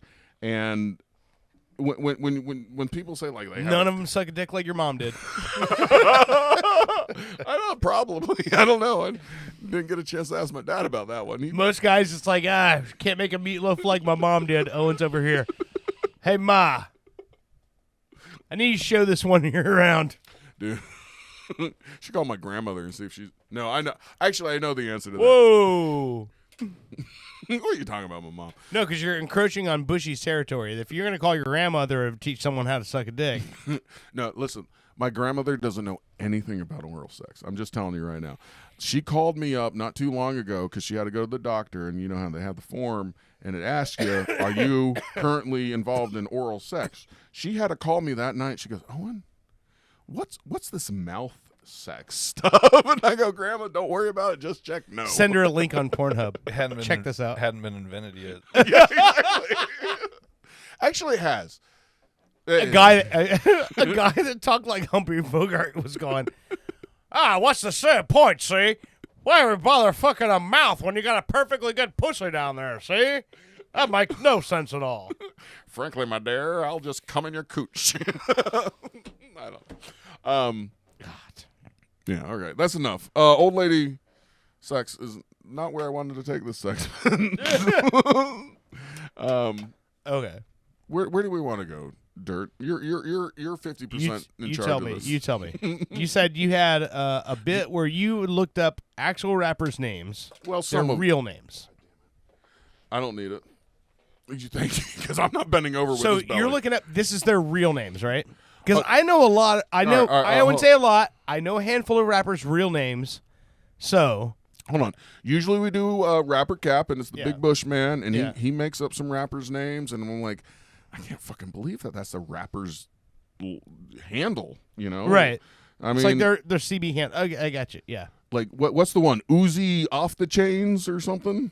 Uzi 2 Chains? Lil Uzi Vert or 2 Chains. Yeah, what Two the different- fuck? There's two different guys. Yeah. Okay, all right. I mean, it sounds like it's a 1997 AOL. So of course, handle. obviously, their name is not that on their birth certificate. Right. I get it. So something came up the other day, and actually, you know what? I'm going to play the song. I'm going to play this song real quick. It's not a, well, I mean, it makes my booty clap. I'm not taking place as a booty clapper, but this song came up. You know who this is? Do you consider Pitbull a rapper? No, he's a dance musician. All right. Me personally, I don't know. I like the fact that Owen found the number one, air quotes, rapper that 40-year-old women are into. He's number one with 40-year-old women. Look it up, tell me I'm wrong. Well, it's not just Pitbull on this. There's some other people like T-Pain, Sean Paul, Ludacris. A bunch of them. Right, all the people that were popular 15 years ago. Yeah. There you go. Okay. I'm sure this is blasted in a kid pickup line at school right now. Yeah. Is DZ Kid Zone still a thing? 'Cause those are with a trampoline place. Which, by the way, if you've never been to one of those trampoline places, I haven't yet. It's really fun until you get stuck in that fucking foam pit. I had no idea that, you know, pulling yourself out of something that was softer than you are is a near impossibility. Especially when it's a bunch of little pieces, and so you grab onto one, and all you do is push it down into the, as you're. I actually started getting. I'm not even claustrophobic, and I was like, I'm gonna die in a foam pit. And then I realized I was 6'2", and my feet actually did touch the bottom before I went all the way under. I just love the visual of Bushy, and he's just grabbing foam blocks above him and stacking them underneath himself. Oh, it was way smaller. We're talking about like Rubik's Cube size. Oh. Millions of them. Oh, man. And as soon as I stuck in like a tent post, I'm like, oh, this was a bad idea. I'm picturing you drowning in the foam. I was fucking terrified. He's looking to climb on a door with somebody. What's funny is the graphics for this song. It's supposed to say Planet Pitbull in his glasses, but obviously some stuff is cut off, so it says Planet Pit. And I pictured you and Planet Pit drowning in the foam. That's me. But no. Anyway, all right. This song came on, and I heard it said it was Shake Sonora remix, and I'm like, this must be coming out because From Beetlejuice. From the new, but it has nothing to do with Beetlejuice. This came out in 2017. This song. Well, it was originally Harry Belafonte that did the song, right? I know. Okay, But all right. this Pitbull remix with everybody. Yeah. This came out in 2017. I mean, like, why the fuck would you remake this song? Well, he's a Caribbean artist, so he's probably covering it because what year did Harry Belafonte? No, he died in 20 or 21, somewhere in there. Yeah, But yeah. either way, So I was curious if it had anything to do with that. No, that's why I'm like, gee, this is a perfect like promo. Okay. If the people from Beetlejuice would get on their ass and contact Pitbull. Okay. I know, Mr. Worldwide. Do we like him or not? I'm asking.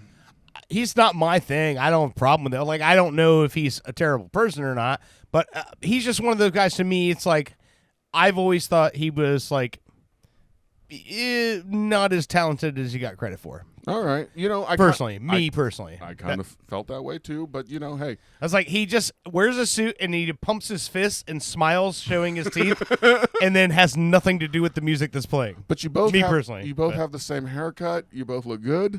It looks tight.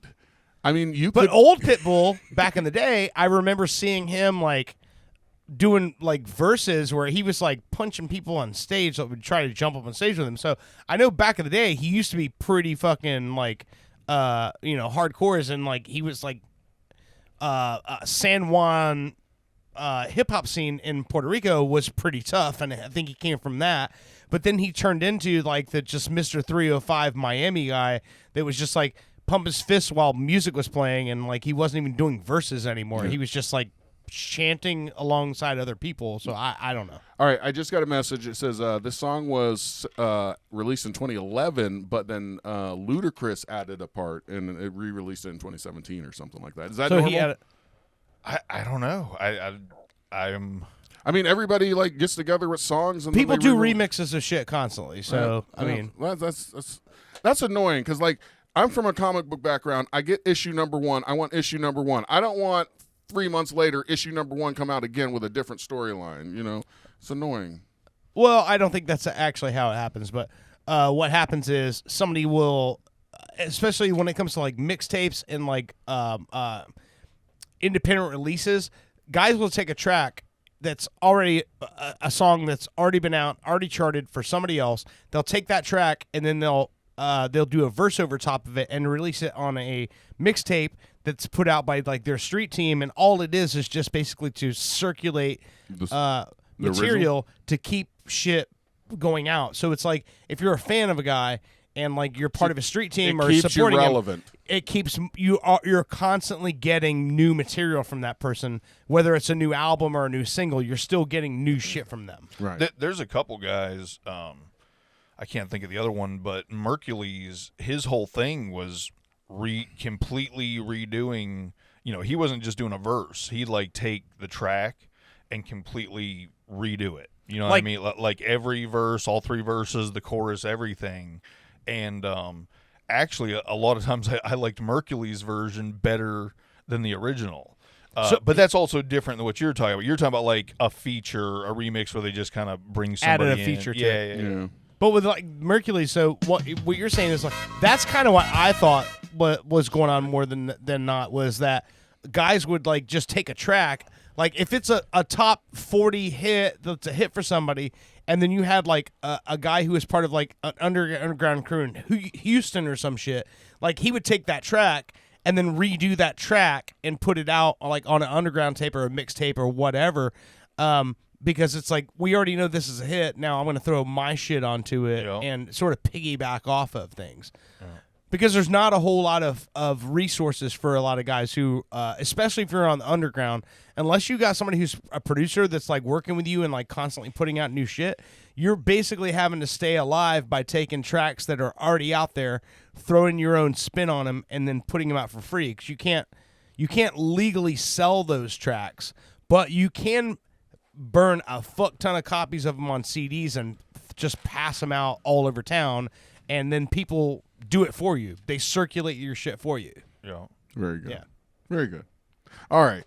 You want to get to the game real quick? What you so that got? we can get to the booty clapper. I do not have a booty clapper. I could not find the one I was. Plus, after the conversation, I realized that the song that I would have chosen maybe All right. you don't well, want to then hear. So. Everybody forget the song I just played. I'm going to play it again in like 2 minutes. Okay. No, all right. I'm just kidding. No, all right. No, all right. What you got? We're going to play a little game here. Come on. Intro music. This is called Rap and Cap. Owen You can't style. steal my name too. I'm stealing everything from He's you. called it Rap and Cap. Oh, okay. It's Rap and Cap. I don't know. All right. Winner of this game. It's similar to the original Rap and Cap by the Bushy, but instead of their rap names, I'm using their real names. Their God-given names. And by God, I mean their parents. And winner of this, because I forgot to do it earlier when I stopped by the gas station, because I'm like, I'm going to fucking get gas and I got to get beer. I forgot to get the lotto ticket for $5. So whoever wins gets this IOU for next week for a $5 lotto ticket. Oh, man. This high dollar shit right here. Okay. Last time I did well, that you got scratch offs. I forget. You did. I won like You like $30 or it was- $40. I think it was like 45. Fuck yeah, man. So next week, All my lottery tickets you gave me ended up, I used them as kindling to start fires in the fireplace because they were all worthless. I mean, most lotto tickets are worthless. That's why I like waste. I don't know. I why never always- win. I was completely taken by surprise. Well, like I said, I was doing some stuff this week, and I saw a rapper's real name. And for example, let's say if Technically, this game should be called Rapper Rap. Rapper Rap. Birther rap. No. So if I say Sean Combs, everybody knows that's a real Puff Daddy, yeah. Cap. Okay, right. That's rap. That's not rap, cap. yeah. That's what I'm saying. It's rap because they're both real They're both names. real. But we're trying to. So what are we trying to figure No, out? he's whether he's it's- made up. So he's got real rapper I have names some fake ones. and fake names. So when he says the name, we have to guess whether that's a real rapper or not a real rapper. Okay, we're just going Yeah. off of Yeah. real names. Real names, Okay, yeah. okay. So all right, the first one up on here. This one is Jonathan Dank. D-A-N-K. Jonathan Dank. You think that's a fake name? I think that's fake. I feel like I would have heard Dank Jonathan is Dank. is such a like culturally popular weed word. Weed word. So you that would probably be more of a rap name, not a real name. But you got the guy named James Blunt. So, you know. But yeah, is but that his guy real doesn't name? sing like I think he would if his name was like Terry Nichols. I'm just saying it's possible for Yeah. somebody to have the last name That's Dank. true. That's true. But That is true. I can't recall ever hearing of anybody with the last name Dank. Okay. But I think there's a lot of guys out there who, when they hear like, "Hey, have you heard that new James Blunt track?" They were very disappointed when they heard it. It's like this song has nothing to do with weed. This guy doesn't say nothing about blunts, man. Fuck this guy. He's just crying about some bitch he saw at a bus stop. I don't even like what would be considered like stereotypical stoner shit. Like I Yeah. don't like stuff just because it plays up stoner. And I actually kind of remember thinking that like this guy's name is James Blunt. That'd be, he's probably making some. I think it was like an Afro Man kind of thing, you know. And then who came in and he's I'm got, like, "It's beautiful." yeah, I was like, and I like the song. Beautiful. I like the song, but it was definitely misleading. It's true. He should change his name to match his music. His name should be James Crybaby. No, James Meadows. yeah. All right. I like it. All right. Jonathan Dank. I think that's Cap. You both say Cap? Yeah. Oh, well, I got to say, you both are right. No, good job. Good job. Good job. All right. All right. I made that one up while sitting on Bushy's couch. All right. Christian Perez. Christian Perez. Rap. Is that a rap? And you get extra bonus points if you can figure out. If you think it's a real rapper. Right, if I know who it might be. Who it might be. Fuck. Who it might be. All right, so Christian Perez. Who might that? You say it's a rapper. Who might that be? I do say rap. I think rap too, and I'm trying to think of what Christian the Perez. rap name would be. Man. Or did I make that up? Because Christian and Perez. I don't know. I don't know. Harder than it sounds, isn't it? No, We both I'm stuck telling on you, rap. I feel like I know this one, but I can't. I've heard think the of name who it before, is. and I can't think of where I've heard it. All right, I'm going to reveal these all at the end. I'm going to put a rap for both of you. Okay. Rap. All right. I can't read my writing on this one. How about Ryan Francis? Ryan Francis. Oh, that's rap. You think it's rap? You're for sure. I think I know who that is. Who do you think it is? I'm not going to say that because you're going to reveal at the end. Well, yeah, but I mean, I'd like to hear you guess. You might be totally on it. Oh, hold on. You're right. Wait till the end. Okay. Ryan Francis. Ryan Francis. Because we're gonna. Because this is for $5 lotto card. This is for real. Right. We got. I mean, I'm trying to think. I feel like I've heard that name before, but at the same time, it almost seems too standard. You know what I mean? It's almost like, hey, let's throw in this super. I feel like this might be the swerve. You know what I mean? So Okay, yeah. I'm gonna. Well, maybe that first name I threw out there was the swerve. Maybe it was. Maybe there's 3 swerves. That's a lot of swerving. I'm gonna say rap. You're gonna say I rap. think it's rap. It's like. So we got Ty. We got both of you rap on the first. Have you heard one. of Floza Nostra? Yeah. All right. Every time you say flows in ocean now, you know what it reminds me of? Remember that game on Double Dare back in the day? Where it's like that game where you had to reach up inside the nostrils and pull out the flag. Yes. That's what I think of when I say when you hear my flows God. in Oster now. It reminds me of that game. Britt ripped me so hard on that one. All All right, this other name, it's a little hard for me to say. Fahim Rahad. That's real. That's real? Yeah. All right, that's real. Do you think Fahim Rahad is real? I think that's a rap name, yeah. All right, do y'all have any guesses who that might be? Fahim Rahad, I want to say, would be like one of the people in Wu-Tang or something. Right. Like I don't think it is but it's like in that realm. Maybe All like right. someone that's like a New York York City rapper. Yeah. That's a possibility. He definitely Nation would of have Islam, starter it would have coats. been East Coast, Northeast rap scene. Hootie. Hootie? No. All right. And the Blowfish? No. So far, you got the same answers on each of them. You all say these are all real so far. Okay. I mean, I think I heard of the first 2 or 3, and then the next one felt like a swerve. So I don't know. Like, all right, this is going to be the last one right here. Last one. Okay. Brian Bridges. Brian Bridges. Brian Bridges. Is that a real name of a rapper that's famous, or did I just make that one up? Brian Bridges. I'll say that one's cap. That one's cap. I think Brian Bridges. Brian Bridges. And I guess I should have said at the beginning, they might have like 4 or 5 names, like birth names. Right. But I'm just saying the 2 that, First what would be on your ID? Yeah. Not necessarily Okay. first or last, but the 2 they seem to go with more other than their rap name. Okay.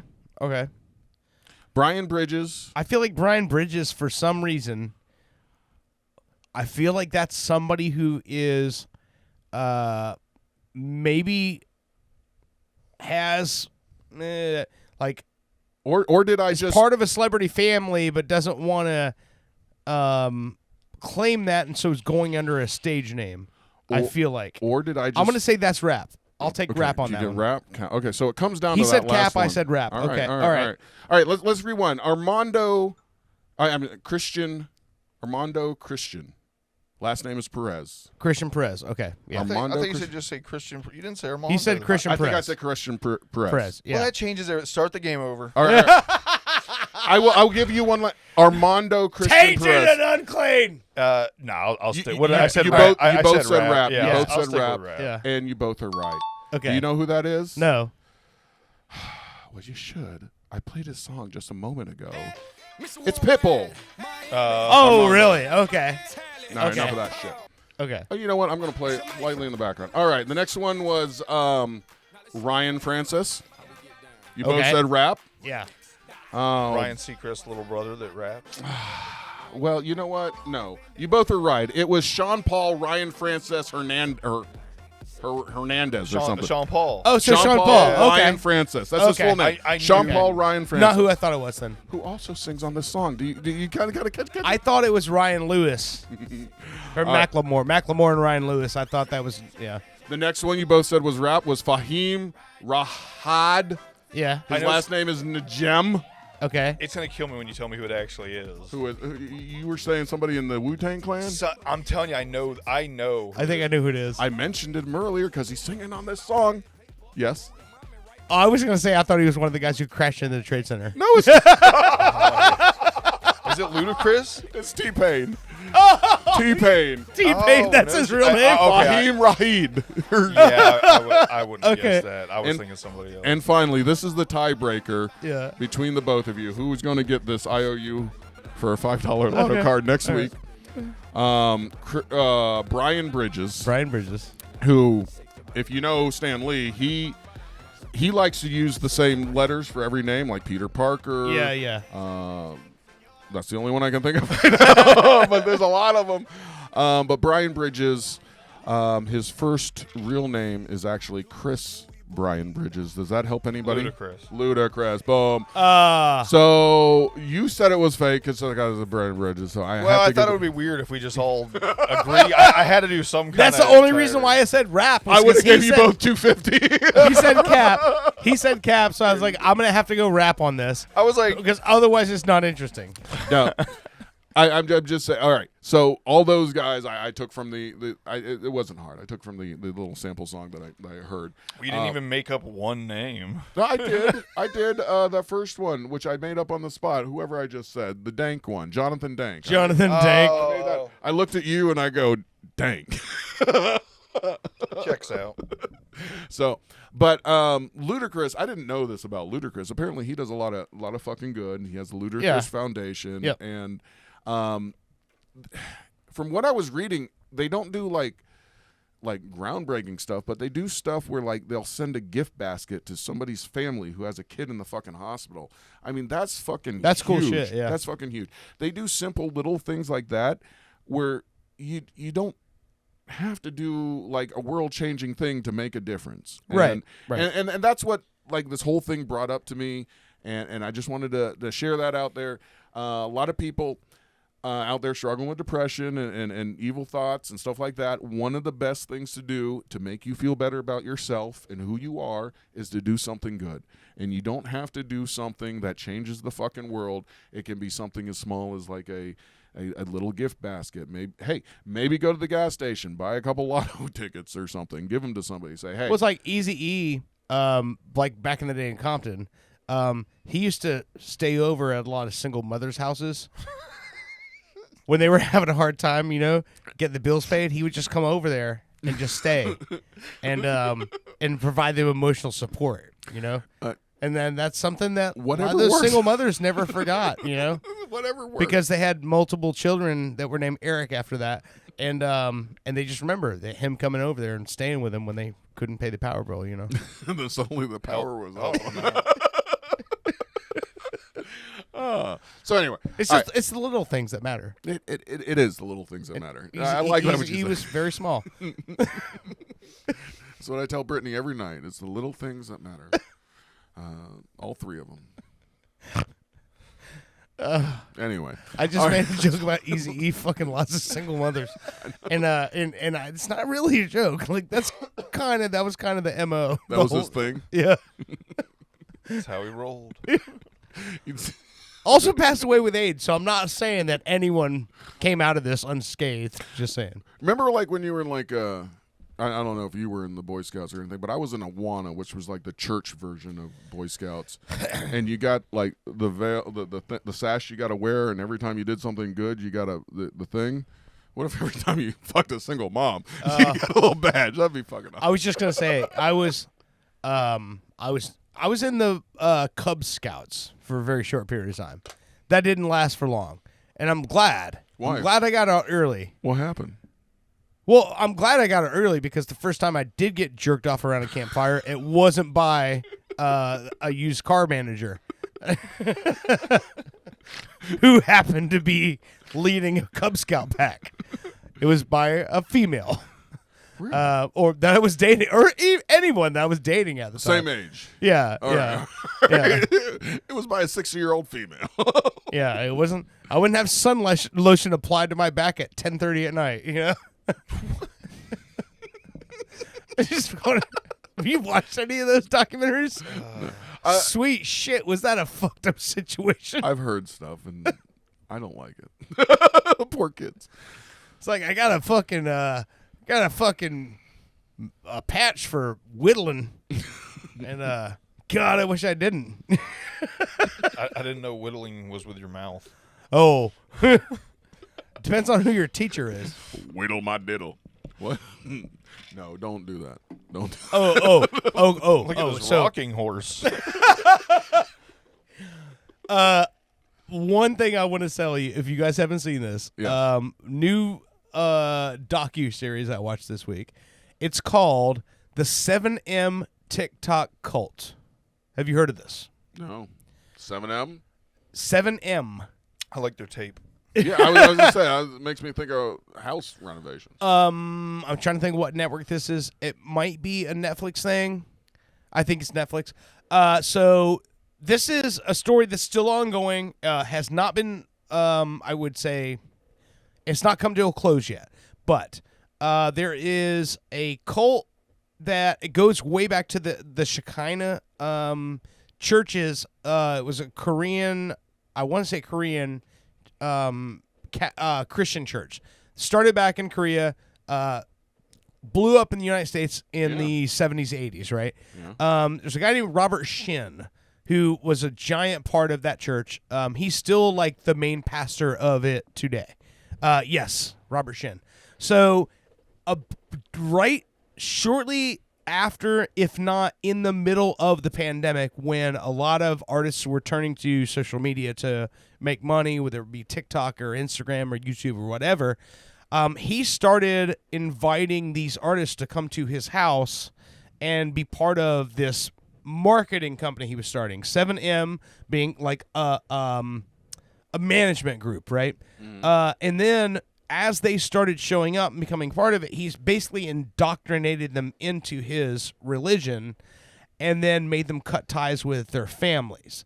So there's been a bunch of families who've been going to California. It's like somewhere in the Los Angeles County or area, but not quite in Los Angeles proper. And parents have no contact with these people. Like, they just vanished into this man's house during the pandemic. They still see their daughters and sons and everything dancing on TikTok and dancing in videos, but they cannot have contact with them anymore. That's like fucking weird. They don't respond. It's like they've been kidnapped, brainwashed, and indoctrinated into this church. That's how Jake Paul started. It's a crazy story, but it's still happening right now because they're adults. The courts are like, what are we going to do? Like, we can't go in there and say, hey, your son's been kidnapped, because he hasn't. He just doesn't want to fucking respond to you. But there's a lot of people that were part of his church going all the way back to the 80s that are like, hey, like, this guy did really fucked up shit to me. I'm sure he's doing the same thing to these people now, but without proof or without anybody coming out and making allegations against him, it's just hearsay, and they can't do anything about it. But it's currently ongoing right now. It's fucking crazy. So 7M, they're not a they're calling them a cult, but what do they consider themselves? They call themselves an artist management company. All right. I got their phone number here. We should call them. Not right now. But, I'm going to do more of this like harassing stuff. Do you really have their number? Oh man. Yeah, I mean, I just typed in 7M contact phone number. It comes up, Does it? Google comes up with stuff. Yeah, like all these places, like if you have a business, you got to have a number. If you got like an organization for tax records or whatever. If you have okay. I wonder why nobody answers their phone anymore. Exactly. So weird. Now this is a shit that I used to do a lot. Like, if there's like a story like this in the news, I would fucking call them and just say, hey, I heard your story in the news. What the fuck is going on? Usually they'll hang up on me or something, but sometimes I will call a place like Scientology. I start calling like the local chapters. Yeah. And I'll be like, hey, I heard David's in the news. I want to join, but I don't want to be dead. And they will talk to you for a little bit and try to make you understand things, and it gets really weird. But anyway, that's kind of tell me some of these things. And during the week, because I've just since I've had to go through my office and kill all the bugs that I've found, so I don't get bit anymore. I've cleaned it up a little bit, and I've got where I can run phone calls, and I can maybe record some stuff during the week and then bring it back here to the weekend. But that's one of those stories that I think it's just 2025 is when like the trials start for the people that they were able to do some shit about. Yeah. But like the main guy, like they got nothing on this guy. It's really fucking crazy. Like some of the families have like tried or have, I guess you say, essentially rekindled relationships with their kids, where the guy was basically telling the people, he's like, hey, you have to talk to your family, or else they're going to keep doing this. And so go talk to them. Just don't tell them anything. And so now the families are like, oh, yeah, well, she shows up at Christmas and Thanksgiving, but if we ask her, how are things going, she blows the fuck up and says, don't bring it up or I won't come and fucking talk to you anymore. Right. So it's like they can't get anything out of them. Like, so they don't know what's going on behind closed doors, but, like, they're, like, almost... for all intents and purposes, they're kidnapped by this group. Yeah. Well, there's a few of the, and I literally know nothing about TikTok. Right. But I have seen a couple stories where it's theorized that a couple of these maybe more popular TikTokers or, anyway, TikTokers, whatever. Yeah. are actually like kind of human trafficked. Like they're like they've got like 1,100 videos and it's all in the same room, right? With like 3 different outfits, yeah, and yeah. that's it, and nothing's ever changed, and like people have even messaged them and start hey, talk in code, where wear this or put your dress down over your right shoulder on your next video if you're in distress, and then they start doing the shit. Oh man. Yeah, so that's kind of how what this whole thing started, was that the one girl that her family blew it up was I think her name was like Miranda Wilkinson, and it was her and her sister. It was the Wilkinson sisters, had a big YouTube channel, and then this one sister went with this group. The other one was like, these people are really fucking weird, I don't want to be part of it, and she split. And then she was one of the ones that like broke all contact. And so all the YouTube people were like, hey, what happened to your sister? And like she wasn't creating content anymore because her sister was in the 3M group. And so people were like 7M, the 7M group. Yeah, that said 3M. They like the tape a lot. Yeah. So that's what blew it up. And then the girl and her family like made a video and said, this is what's happening. This is why we don't have any new content out. And then that's kind of what blew it up for the church, where they call themselves a church. They're obviously not that. Well, it says they're operating as a religious deal. But but that's how you get the tax breaks. Yeah. Exactly. Yeah. There's not a whole lot of difference of a cult operating and then a religious institution operating. Well, quite so honestly. here's the thing: it's not illegal to have a cult. It's not illegal to coerce people into doing things on their own free will. Where a lot of the cults, and they even talk about this in this docuseries, and the guy, one of the like main prosecutors in LA County, said what ends up getting cults in trouble is taxes. Yeah. They start fucking around and they make some mistakes, or they make some mistakes in the way that they're like managing their business, and it's always that is what brings them down. Well, taxes and the fact that they kill everybody. They all drink Kool-Aid. And there's they all lots die. of If they cults paid taxes, they wouldn't care. Pay your taxes and we won't have to kill you. Yeah. Fuck this life. But a lot of these cults though, that they don't. There's a lot of cults that like literally don't kill anyone. But what ends They're up not trying hard enough. But what ends up getting them busted is that they don't do something paperwork-wise or tax-wise or something, and that's what gets them brought down, because it's not illegal to psychologically torment someone to the point where they do whatever the fuck you want them to do. Really? Yes. Oh. It's not illegal to do that. All right. That was the only thing stopping me. All right. Let's play another game real quick. What? Is this Yeah. the definition for church or cult? Already? Ready? Okay. Blank is a group which is typically led by a charismatic. Charismatic. Yeah, that's the word.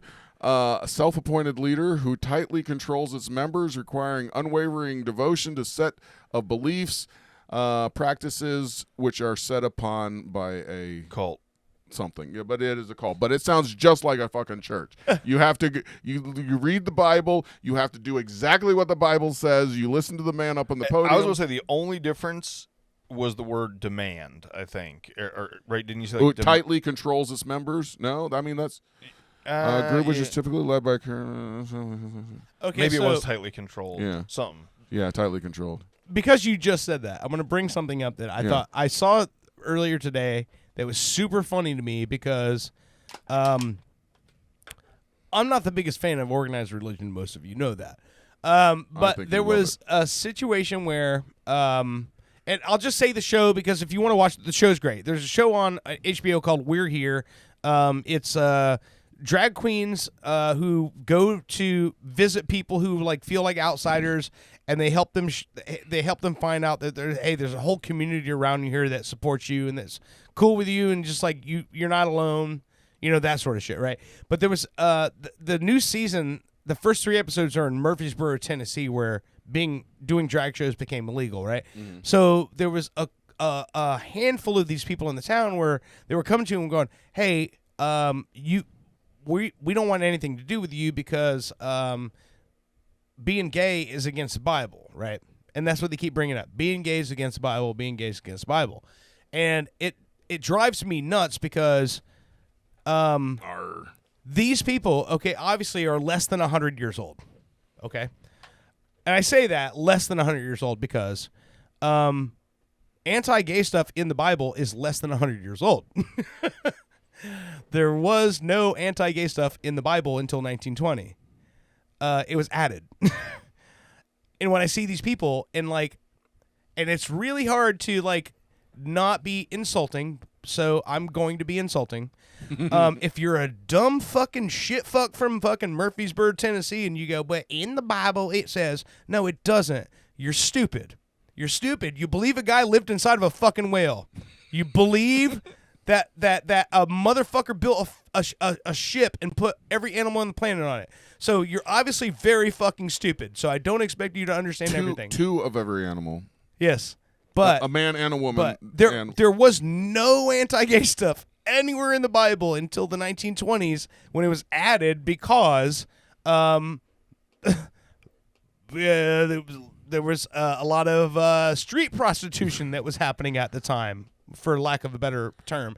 And so they started adding the gay stuff into the Bible to try to discourage the spread of disease. So there was no first of all, the Bible's not written by God or Jesus or any of those people, but so it's not the word of God that you're going, God said this, and God didn't say shit. I understand you don't understand what the toothbrush is. You're not going to understand what the Bible fucking is. But all that gay stuff was added. What I find great, I mean, besides the gay stuff, you mentioned Jonah and the whale. Yeah. That story and Noah and the ark, all those stories they have found written hundreds of years before the Bible was ever done. Right. Hundreds of years before Christianity says the world was created by Jesus Christ. Well, and also, if there was a man named Moses who led all the Jewish slaves free while they were building the pyramids in Egypt, a culture who is known for their record keeping, I think that would have been written somewhere on a scroll. Or carved into a stone. Carved into a stone somewhere. Hey, remember that motherfucker ran off with all our Hebrew slaves? Remember that guy? Nothing mentioned. Yeah. Because Moses didn't exist. He was not real. But anyway, and the Bible's a bunch of stories. When I hear the people going, well, we're against it because God said, and it drives me nuts because you can go to these people and go, hey, check this out, because I have one. I can show you a Bible from 1894, which is at my family home, and I can show you the whole man lie with another man verse in the Bible. When you read that verse, it has nothing to do with that. Mm-hmm. And then they're here's one from 1896, 1897, and then 1920. All of a sudden, it's anti-gay. It never existed. Dude, they never had a problem with it until it was hey, these street prostitutes are really fucking making people sick and they're not showing up to work. So let's add that to the Bible. And then, yeah. And plus, there's probably some guys that were kind of skeeved by it and be like, let's make this illegal. Let's just, I don't like these people. So, but it's just whenever I see old people, and I understand, the closer you get to death, the more you want to be on the right side of Jesus. Because you've probably made a lot of mistakes in your life, and now you're I'm getting old now. Time to fucking get serious about this whole afterlife shit. And so, and they think this is there's no afterlife. God said, but it's just it's always funny to me when I see shit where they're I'm sorry, listen, you seem like a sweet person, but you are against God. You want to know what the afterlife is like? It's black. No, think back to the emptiness. The day before you were born. Exactly. It's right. the same thing. It's nothing. Yeah. This is what's going to happen when you die. But it's just crazy to me when I see stuff like that. 'Cause I'm God damn, dude. That's the tiger, the spider bite infection that you have, right? So these people got bit with a fucking with an infection when they were children, and then their whole family was like, "Hey, you know how Easter Bunny, the Tooth Fairy, and Santa Claus, and then eventually you're gonna get old enough where you don't believe that shit anymore. Well, here's this guy Jesus, and you're gonna believe this for your whole life. I know it doesn't make any sense, and there's no possible way this is true, but if you don't believe it, we'll light you on fire. He's a witch. If you don't die, you're a witch, motherfucker. No, all right. Let's wrap this up. Yes. I know you said you couldn't really find it, but real quick, give me an idea what booty clapper you did have at first. Do you have any idea what the song was? Nah, it's like I said. I started into it, and it's fine. If you got something, or if Dirt has another Spider song or whatever, that's cool. Hold on. Rap song, booty clap, Spider. I'm just going to randomly search for this, see what the first video that comes up. And it is a Black Youngsta Booty official video. Well, definitely don't play that. Don't play that? No. I'm already hit play. No. Dude, please. That's going to be way worse. Seriously, don't play that. Talking about killing people? Don't play that. All right. Like on a real note, don't play that. All right. Everybody look that up later. All right. The second one that comes up is Sunny Flame Booty Clap. I don't know what that is. All right. We're going to play this one. If it's really bad, I blame Bushy because he told me not to. He did tell me not to on this one. I don't know. Well, I had something, but it had something offensive in it, so I didn't want to play it.